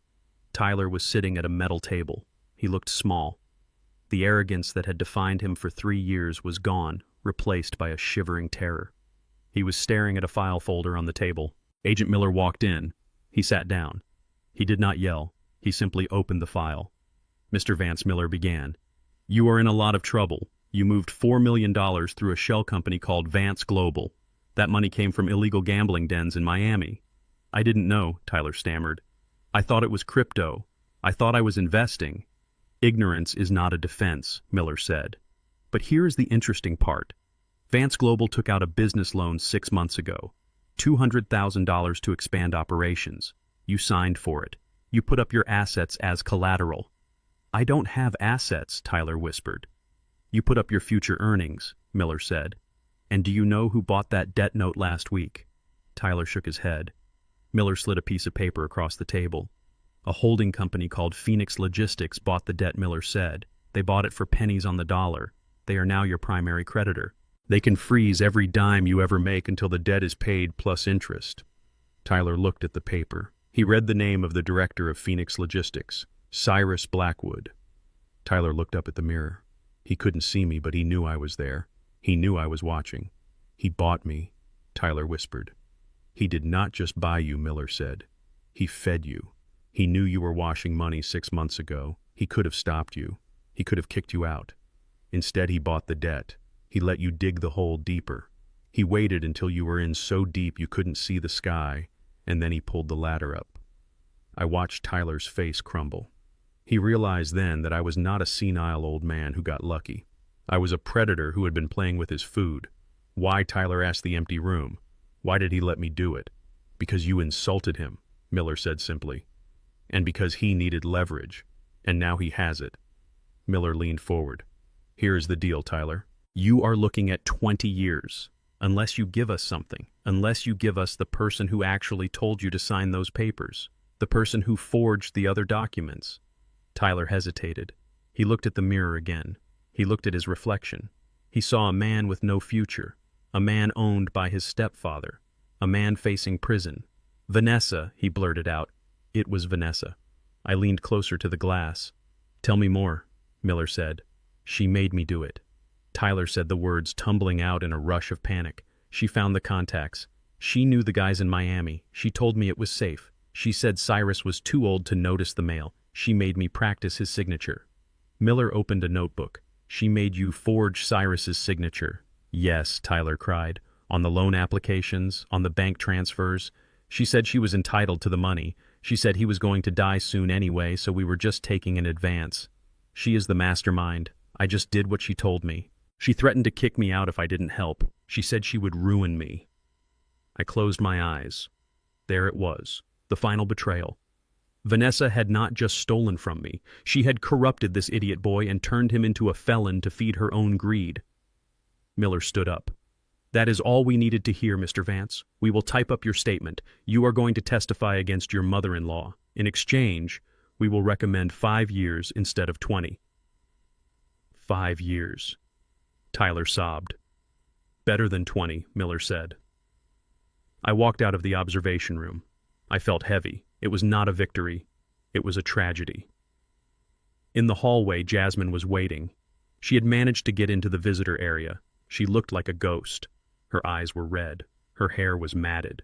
She saw me and ran toward me. Cyrus, she cried, reaching out to grab my coat. Cyrus, please. You have to help him. You have to help us. I stepped back, avoiding her touch. I don't have to do anything, Jasmine. Please, she begged, falling to her knees on the linoleum floor. Tyler is an idiot, but he is not a criminal. Mom made him do it. You heard him. He is just weak. You can fix this. You know people. Make a call. Drop the charges. Pay the debt. I will do anything. I will work. I will pay you back. I looked down at her. I saw the girl who had mocked my clothes, the girl who had called me a chauffeur, the girl who had laughed when her mother called me a wallet. You want me to save him, I asked. Yes, she sobbed. Please, we are family. I shook my head. Yesterday you told me I was a disgrace to my race, Jasmine. You told me I was ruining your future. You told me you hated me. I was angry, she wailed. I didn't mean it. You meant every word I said. And you were right about one thing. I am a wallet to you. That is all I ever was. I leaned down so our faces were level. And wallets do not have feelings, Jasmine. Wallets do not have mercy. Wallets do not save people. Wallets just hold money. And right now, this wallet is closed. I stood up. He is going to prison, Jasmine. And your mother is going to prison. And you are going to be alone. You should get used to it. It is the only thing you have earned. I walked away. I heard her screaming my name echoing down the long, sterile hallway. I did not look back. I walked out into the sunlight. I took my phone out. I called O'Malley. Tyler confessed, I said. He gave up Vanessa. Good, O'Malley said. That seals the fraud case. What about the civil suit? Proceed, I said. Take the rest. Take the furniture. Take the jewelry. Take the clothes off their backs if you have to. Understood, Cyrus. I hung up. I got into my car. I looked at my hands on the steering wheel. They were steady. Vanessa was next. She had lost her money. She had lost her reputation. Now she was going to lose her freedom. But she still had one thing left. She still had her pride. I was going to take that too. Because a woman who poisons her husband's tea does not deserve to have pride. She deserves to have nothing. I started the engine. The final act was approaching, and I was going to make sure she watched every second of it. The financial freeze hit Vanessa like a rogue wave. She was sitting in a nail salon 3 days after the church debacle, trying to maintain the facade that her life wasn't over. She handed the technician a debit card to pay for her manicure. It was her secret card linked to an account she had hidden from me for years, funded by skimming from the grocery budget and padding the renovation costs of her mother's house. She thought it was safe. She thought it was untouchable. It was declined. She tried again. Declined. She called the bank right there in the salon, surrounded by women who used to be her friends but now pretended not to see her. I am sorry, Mrs. Blackwood, the customer service agent said. Your assets have been frozen by federal order. Your name has been linked to an ongoing money laundering investigation involving a Mr. Tyler Vance. All accounts associated with your Social Security number are currently under seizure. Vanessa dropped the phone. She looked at her half-finished nails. She looked at the technician waiting for payment. She realized with a dawning horror that she didn't even have $20 in cash. She had to leave her driver's license as collateral just to walk out of the salon. She walked out into the street, a woman undone. She had lost her husband. She had lost her reputation. She had lost her home. And now she had lost her last lifeline. She was not just broke, she was radioactive. She went back to her mother's house. It was empty. Her mother was staying with a sister in Florida too, ashamed to be seen in town. Jasmine was gone, having fled to stay with a friend who didn't know the full story yet. Tyler was in federal custody, singing like a bird. Vanessa sat alone in the dark kitchen. The hunger was real now. The despair was absolute. She looked around at the peeling paint, the water stains, the evidence of a life she had fought so hard to escape. She realized she was back where she started. A poor girl from the wrong side of the tracks with nothing but her looks and her rage. And her rage was a living thing. It coiled in her belly, hot and venomous. It whispered to her that this was not fair, that she deserved better, that I was the villain who had stolen her future. She stood up. She walked to the knife block on the counter. She pulled out a carving knife. It was old and dull, but the point was sharp enough. She looked at her reflection in the blade. She saw a woman with nothing left to lose. "If I am going down," she whispered to the empty room, "I am taking him with me." She put the knife in her purse. She walked out the door. She did not take her car because she didn't have gas. She walked. It was a 5-mile walk to my estate. She walked it in heels, blistering her feet, fueling her anger with every step. I was sitting in the dining room eating a quiet dinner with Zoe. We were celebrating. The judge had granted the restraining order against Vanessa that morning. The divorce papers had been served. The end was in sight. Zoe was telling me about her son, my grandson, who was starting kindergarten next week. It was a normal conversation, a happy conversation, the kind of conversation I had missed for 3 years. Then the front door crashed open. I had forgotten to lock it. A rookie mistake born of a false sense of security. Vanessa stood in the hallway. She looked wild. Her hair was matted, her feet were bleeding. Her eyes were black holes of madness. She marched into the dining room. She did not look at Zoe. She looked only at me. "You took everything," she screamed. "You took my life." She reached into her purse. She pulled out the knife. I stood up, knocking my chair over. Zoe did not move. She sat perfectly still, her hand resting on the table near her napkin.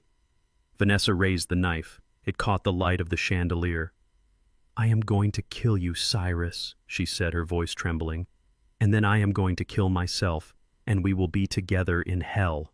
She took a step forward. "Vanessa, stop," I said, holding up my hands. "Put the knife down. It is over. It is not over until you are dead," she shrieked. She lunged. But she never made it past the end of the table. Zoe moved. It was a blur of motion too fast to track. One moment her hand was on the napkin. The next, she was standing holding a Sig Sauer P320 service pistol. She leveled it at Vanessa's chest. "Take one more step, Vanessa," Zoe said, her voice calm and cold as ice. "And you will never take another step again." Vanessa froze. She looked at the gun. She looked at Zoe. "You won't shoot me," she sneered. "You are a prosecutor, not a killer." Zoe cocked the hammer. The click was loud in the silent room. "I am a mother protecting her father," Zoe said. "And you are an intruder with a deadly weapon. In this state, that is a justifiable homicide. Do not test me, Vanessa. I have put men on death row for less than what you are doing right now." Vanessa looked into Zoe's eyes. She saw the truth there. Zoe would not hesitate. She would put 2 rounds in Vanessa's chest and then go back to finishing her salad. The knife wavered in Vanessa's hand. The adrenaline began to fade, replaced by a crushing exhaustion. She realized she was outgunned, outsmarted, and out of time. "Drop it," Zoe ordered. The knife clattered to the floor. Vanessa collapsed. She fell to her knees, sobbing. It was a pathetic sound, a sound of total defeat. Why she cried. "Why did you have to be so cruel, Cyrus? I just wanted a good life. I just wanted to be someone." I walked around the table. I kicked the knife away. I stood over her. "You wanted a life you didn't earn, Vanessa," I said. "You wanted my life. I loved you," she sobbed. "In the beginning, I really loved you." I pulled my phone out of my pocket. I started recording. "Tell the truth, Vanessa," I said. "For once in your life, tell the truth. Did you ever love me? Or did you just love the security?" She looked up at me. Her face was streaked with tears and snot. She looked at the gun still pointed at her. She looked at the luxury around her that she would never touch again. "I hated you," she whispered. "I hated your old clothes. I hated your boring stories. I hated your smell. I hated everything about you. But I loved the money. I loved the power. I loved being Mrs. Blackwood. I thought I could fake it until you died. I thought I earned it by putting up with you." I nodded slowly. "Thank you, Vanessa," I said. I stopped the recording. "That will be Exhibit A in the divorce proceedings," I said. "Irreconcilable differences. Fraud, attempted murder, and admission of bad faith. You just saved me millions in alimony." Zoe lowered the gun, but she did not holster it. "Get up, Vanessa," Zoe said. "The police are on their way, and this time they are not coming for a welfare check. They are coming for attempted homicide." Vanessa stood up slowly. She looked at me one last time. There was no hate left in her eyes, only emptiness. "You win, Cyrus," she said softly. "You win." "I did not win, Vanessa," I said. "I survived. There is a difference." We waited in silence for the sirens. Vanessa sat on the floor, staring at the wall. Zoe stood guard gun at her side. I sat back down at the table. I looked at my cold dinner. I looked at my daughter. I looked at the woman I had married. It was a tragedy. A Shakespearean tragedy played out in a suburban dining room. But as the blue lights flashed against the window, I felt a strange sense of closure. The cancer had been cut out. The wound would heal, and I would still be standing. Because I am Cyrus Blackwood, and I do not break. 2 days after the police took Vanessa away in handcuffs, my house was full again. But this was not a dinner party. There were no caterers, there was no music, there was only silence and the heavy weight of judgment. I had called the family, not Vanessa's family, my family, the people who mattered. Auntie Rose, who is 90 years old and remembers when I delivered coal in the winter to pay for my first truck. Uncle Bernard, who runs the barbershop on 42nd Street and knows every secret in the city. My cousins who work in the shipping yards. The people who built the Blackwood name with sweat and integrity. They sat on the sofas and the chairs lining the walls of the living room. They wore their Sunday best out of respect for the house, but their faces were grim. They were the jury. In the center of the room sat Vanessa Tyler and Jasmine. Vanessa had been released on bail thanks to a very expensive bond that ate up the last of her hidden cash reserves. Tyler was out on a federal bond monitored by an ankle bracelet courtesy of a deal Zoe had cut with the U.S. Attorney's Office. Jasmine was there because she had nowhere else to go. They sat on 3 folding chairs I had placed in the middle of the expensive Persian rug. They looked small. They looked terrified. They looked like defendants. I stood by the fireplace. Zoe stood next to me. She was not wearing her suit today. She was wearing casual clothes, but she still looked like an executioner. On the coffee table in front of them sat 3 thick manila envelopes. "Welcome to family court," I said, my voice echoing in the silent room. Vanessa did not look up. She was staring at her hands. Her nails were chipped. Her hair was pulled back. She looked 20 years older than she had a week ago. "You all know why we are here," I continued. "You broke the covenant, you broke the law, and you broke my trust. The legal system will deal with you in time, but the legal system is slow. And I am not a patient man." I pointed to the envelopes. "Inside these envelopes are your futures, or what is left of them. You have a choice today. You can accept the terms I am offering, or you can take your chances with the full wrath of the federal government and my lawyers." I picked up the first envelope. I wrote the name on it in thick black marker. Tyler. Tyler looked up. He was sweating. He looked like a man who hadn't slept in 40 hours. I handed the envelope to him. "Open it," I said. He opened it with shaking hands. He pulled out a document. It was stapled to a plane ticket. "What is this?" he whispered. "It is a divorce decree," Zoe said, stepping forward. "Uncontested, irreconcilable differences. You sign it now." Tyler looked at Jasmine. Jasmine looked back at him, her eyes wide with fear. "What else is in there?" I asked. "A bus ticket," Tyler said. "To Oklahoma." One way, I clarified. "That is where you are from, Tyler. That is where you are going back to." "Here's the deal," Zoe said. "You sign the divorce papers. You get on that bus tonight. You disappear from this city. You never contact anyone in this family again. In exchange, I will recommend to the judge that your federal sentence be served in a minimum security facility near Tulsa. You will still go to prison, Tyler, but you will survive it. And if I don't..." Tyler asked, his voice trembling. If you don't, Zoe said, leaning in close. If you try to stay, if you try to fight, I will revoke your deal. I will charge you with the full weight of the RICO statutes. You will go to a maximum security penitentiary for 20 years, and you will go in as a known snitch. Tyler swallowed hard. He looked at Jasmine. He looked at the life he thought he was going to have. The penthouses, the Teslas, the parties. Then he looked at the pen Zoe was holding out. He took the pen. Tyler, don't, Jasmine cried, reaching for him. We are married. You promised. Tyler pulled away from her. He looked at her with pure disgust. You ruined my life, Jasmine, he said. You and your mother. I should have never met you. He put the paper on the coffee table. He signed it. He signed it fast and hard.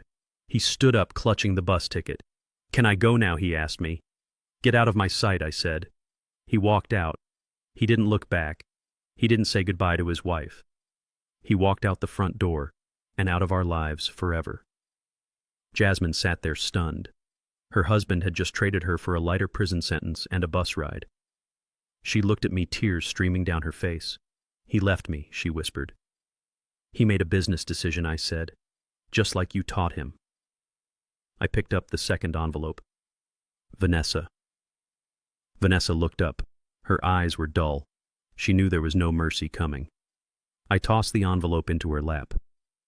Inside that envelope is a confession of judgment, I said. It states that you owe me $200,000, the money you stole, the money you sent to your mother, the money you spent on your vanity. She opened the envelope. She looked at the document. I don't have $200,000, she said, her voice flat. I know, I said. That is why there is a second document. She pulled it out. It was a plea agreement. You are going to sign the debt note, I explained. That debt will follow you for the rest of your life. Every paycheck you earn, I will take 30%. Every tax refund, I will take it. You will never own a home again. You will never have a credit card again. You will work for me until the day you die. And in exchange, she asked. In exchange, I will not press charges for the attempted murder, I said. The room gasped. Auntie Rose covered her mouth. Uncle Bernard shook his head. They had heard the rumors, but hearing me say it out loud made it real. Vanessa flinched. The poison, Zoe said. The knife. We have the video, Vanessa. We have your fingerprints on the weapon. That is 25 years to life. Attempted homicide. Aggravated assault. Vanessa looked at the papers. If you sign the debt note and agree to leave the state of New York immediately, Zoe continued, I will drop the state charges. You will still face fraud charges for the credit cards, but that is white-collar crime. You will do 2 years, maybe 3. But you won't die in prison. Vanessa looked at me. You are banishing me, she said. I am evicting you, I corrected. From my life. From my city. From my memory. She picked up the pen. Her hand was shaking so bad she could barely hold it. I loved you once, she whispered. I looked at her. I looked at the woman who had tried to kill me because I wouldn't pay a restaurant bill. No, Vanessa, I said. You loved the reflection of yourself you saw in my money. She signed. She signed her life away. She signed herself into a lifetime of debt and poverty. Zoe took the papers. You have 1 hour to vacate your mother's house, she said. The marshals are on their way to seize it to pay part of the debt. I suggest you start walking. Vanessa stood up. She looked at Jasmine. She hesitated. Take me with you, Jasmine begged, grabbing her mother's hand. Mom, please, don't leave me here with him. Vanessa pulled her hand away. I can't, she said. I can't take care of you anymore, Jasmine. I can barely take care of myself. She walked out. She walked out just like Tyler, broken, defeated, alone. Jasmine was the last one left on the folding chairs. She sat alone in the center of the room, surrounded by my family. She looked like a child who had gotten lost in a department store. She looked at the third envelope. It was thick. Is that a bus ticket too? She asked, her voice barely a whisper. I picked up the envelope. I sat down on the coffee table right in front of her. No, Jasmine, I said. You are not going anywhere. She looked hopeful for a second. A flicker of her old entitlement sparked in her eyes. You are going to help me, she asked. You are going to let me stay. I opened the envelope. I pulled out the contents. It was not a check, it was not a lease, it was a uniform, a gray jumpsuit, heavy cotton with a name patch sewn onto the chest, Jasmine, and underneath the name the logo of Blackwood Logistics. She stared at it. She recoiled from it as if it were infected. "What is this?" she asked.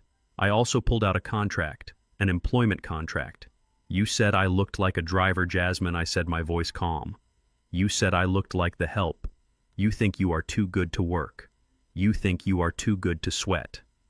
I tossed the uniform into her lap. "You have no degree. You have no husband. You have no car. You have no home. And as of today, you have no mother to bail you out." I pointed to the contract. "This is a job offer, Jasmine. Entry level. Environmental maintenance technician." "Janitor?" Jasmine gasped. "You want me to be a janitor? I want you to be useful," I said. $15 an hour, 40 hours a week, night shift. You will clean the depot. You will scrub the floors where the drivers walk. You will clean the bathrooms used by the men and women who actually work for a living." "I cannot do that," she cried. "I have a master's degree in art history." "You have a master's degree in spending my money," I corrected. "And now you are going to pay it back." I leaned in close. "Here is the choice, Jasmine. You sign this contract and you put on that uniform. If you work hard, if you show up on time, if you keep your mouth shut and do the job, I will provide you with a small efficiency apartment near the depot. I will give you a chance to eat. And if I say no," she asked, defiance trying to push through her fear. "Then you walk out that door," I said, pointing to the exit, "with nothing, no money, no reference, no family. You go out there and you see how far your art history degree gets you on the street." She looked at the uniform. She looked at the contract. She looked at the door. She looked at Auntie Rose, who was watching her with a gaze that could peel paint. She realized then that the party was over. The music had stopped, the lights were on, and she was the one who had to clean up the mess. She picked up the pen. She cried as she did it. Big, ugly tears of humiliation. She signed the contract. She clutched the gray uniform to her chest. "When do I start?" she whispered. "Tonight," I said. "The trucks come in at 4 a.m. The floors need to be shining by 6. I stood up. "Zoe will drive you to the depot. Welcome to the working class, Jasmine. Try not to embarrass us." Jasmine stood up. She walked toward the door with Zoe. She walked slowly, her head down, her spirit broken. The room was silent. My family watched her go. Uncle Bernard stood up. He walked over to me. He put a heavy hand on my shoulder. "You did good, Cyrus," he said. "You did what had to be done." I nodded. I felt tired. I felt old. But I felt clean. The house was empty of the parasites. The cancer had been cut out. It hurt. The surgery always hurts. But the patient was going to survive. I looked at the empty chairs. I looked at the envelopes on the table. Justice is not always a gavel and a judge. Sometimes justice is a bus ticket, a debt note, and a mop. And sometimes the hardest thing a man has to do is teach the people he loves that actions have consequences, even if it breaks his heart to do it. Jasmine stood there clutching the gray jumpsuit. I watched her hands tremble. I waited for the moment of humility. I waited for the spark of realization that would tell me there was a human being worth saving underneath all that vanity.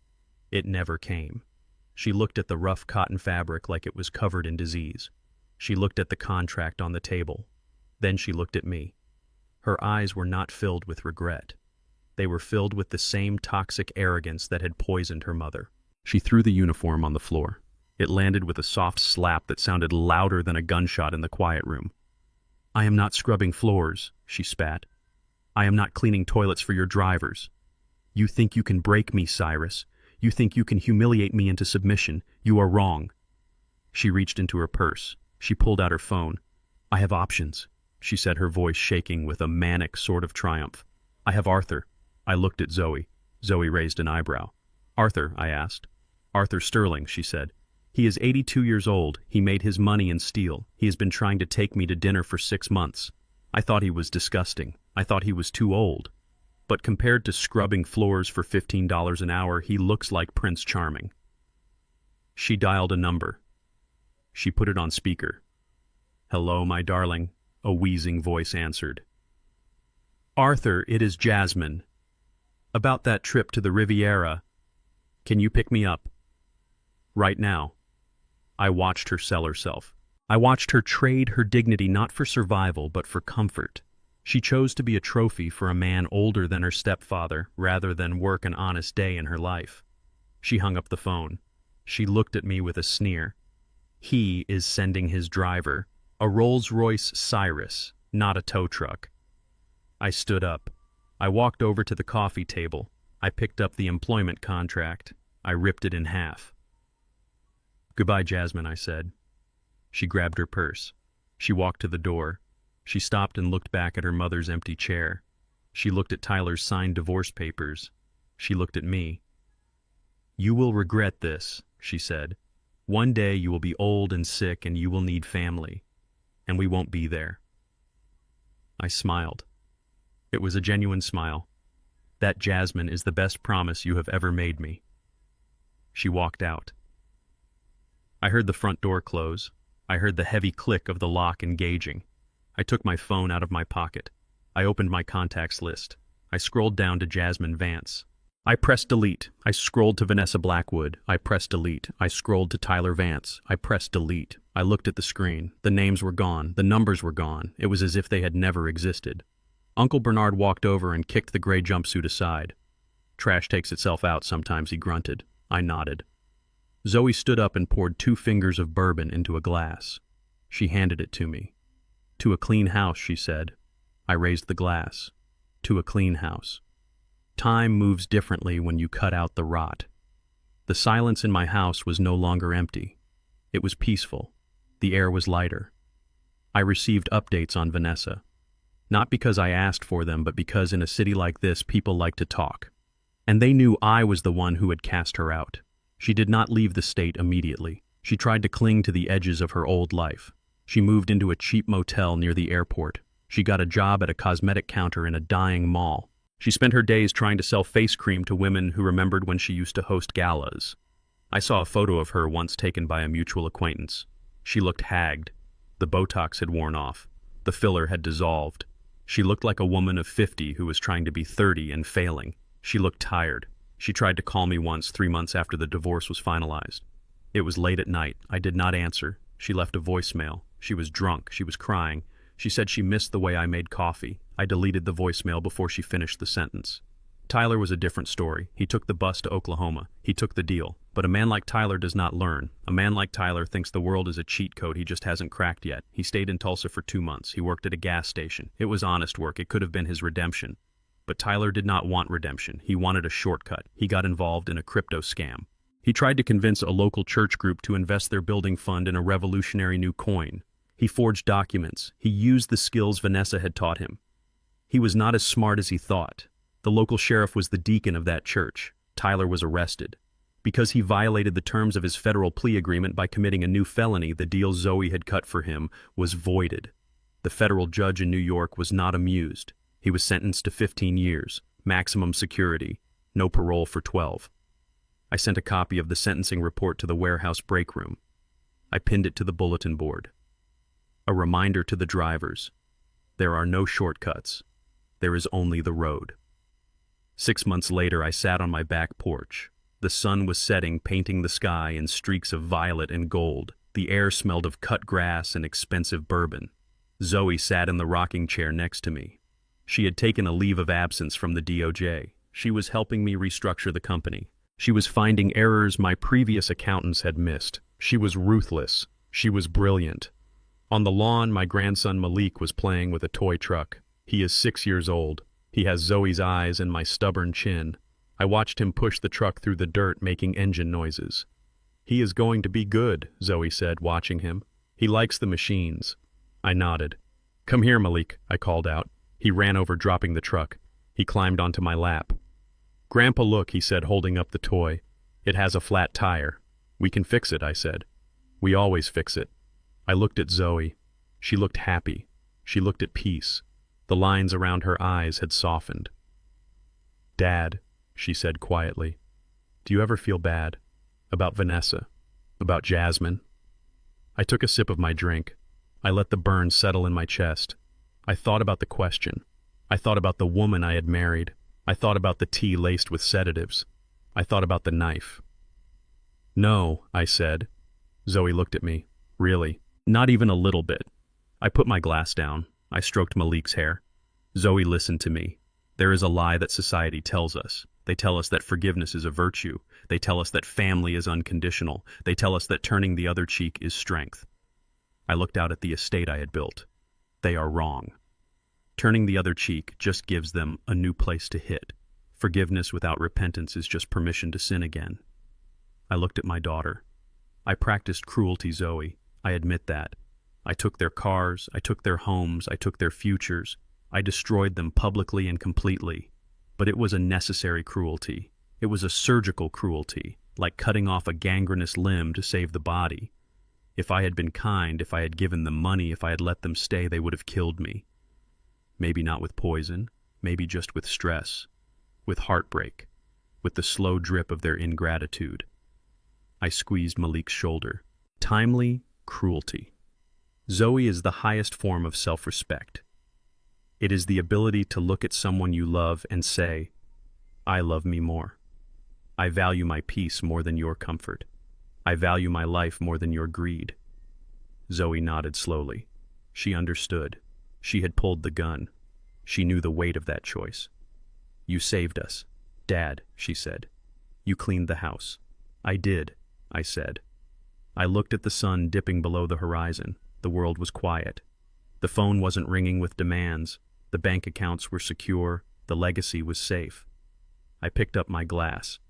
To the survivors, I said. Zoe clinked her glass against mine. To the survivors. I watched Malik run back to his truck. He was singing a little song. He was happy. He was safe. He would grow up knowing the value of $1. He would grow up knowing that respect is earned, not demanded. I closed my eyes and listened to the wind in the trees. I was alone in my head, but I was not lonely. I had my daughter, I had my grandson, I had my dignity. And for the first time in 3 years, I had silence. It was the most expensive thing I had ever bought, and it was worth every penny. True generosity is not about the size of the check you write, but the character of the person holding the pen.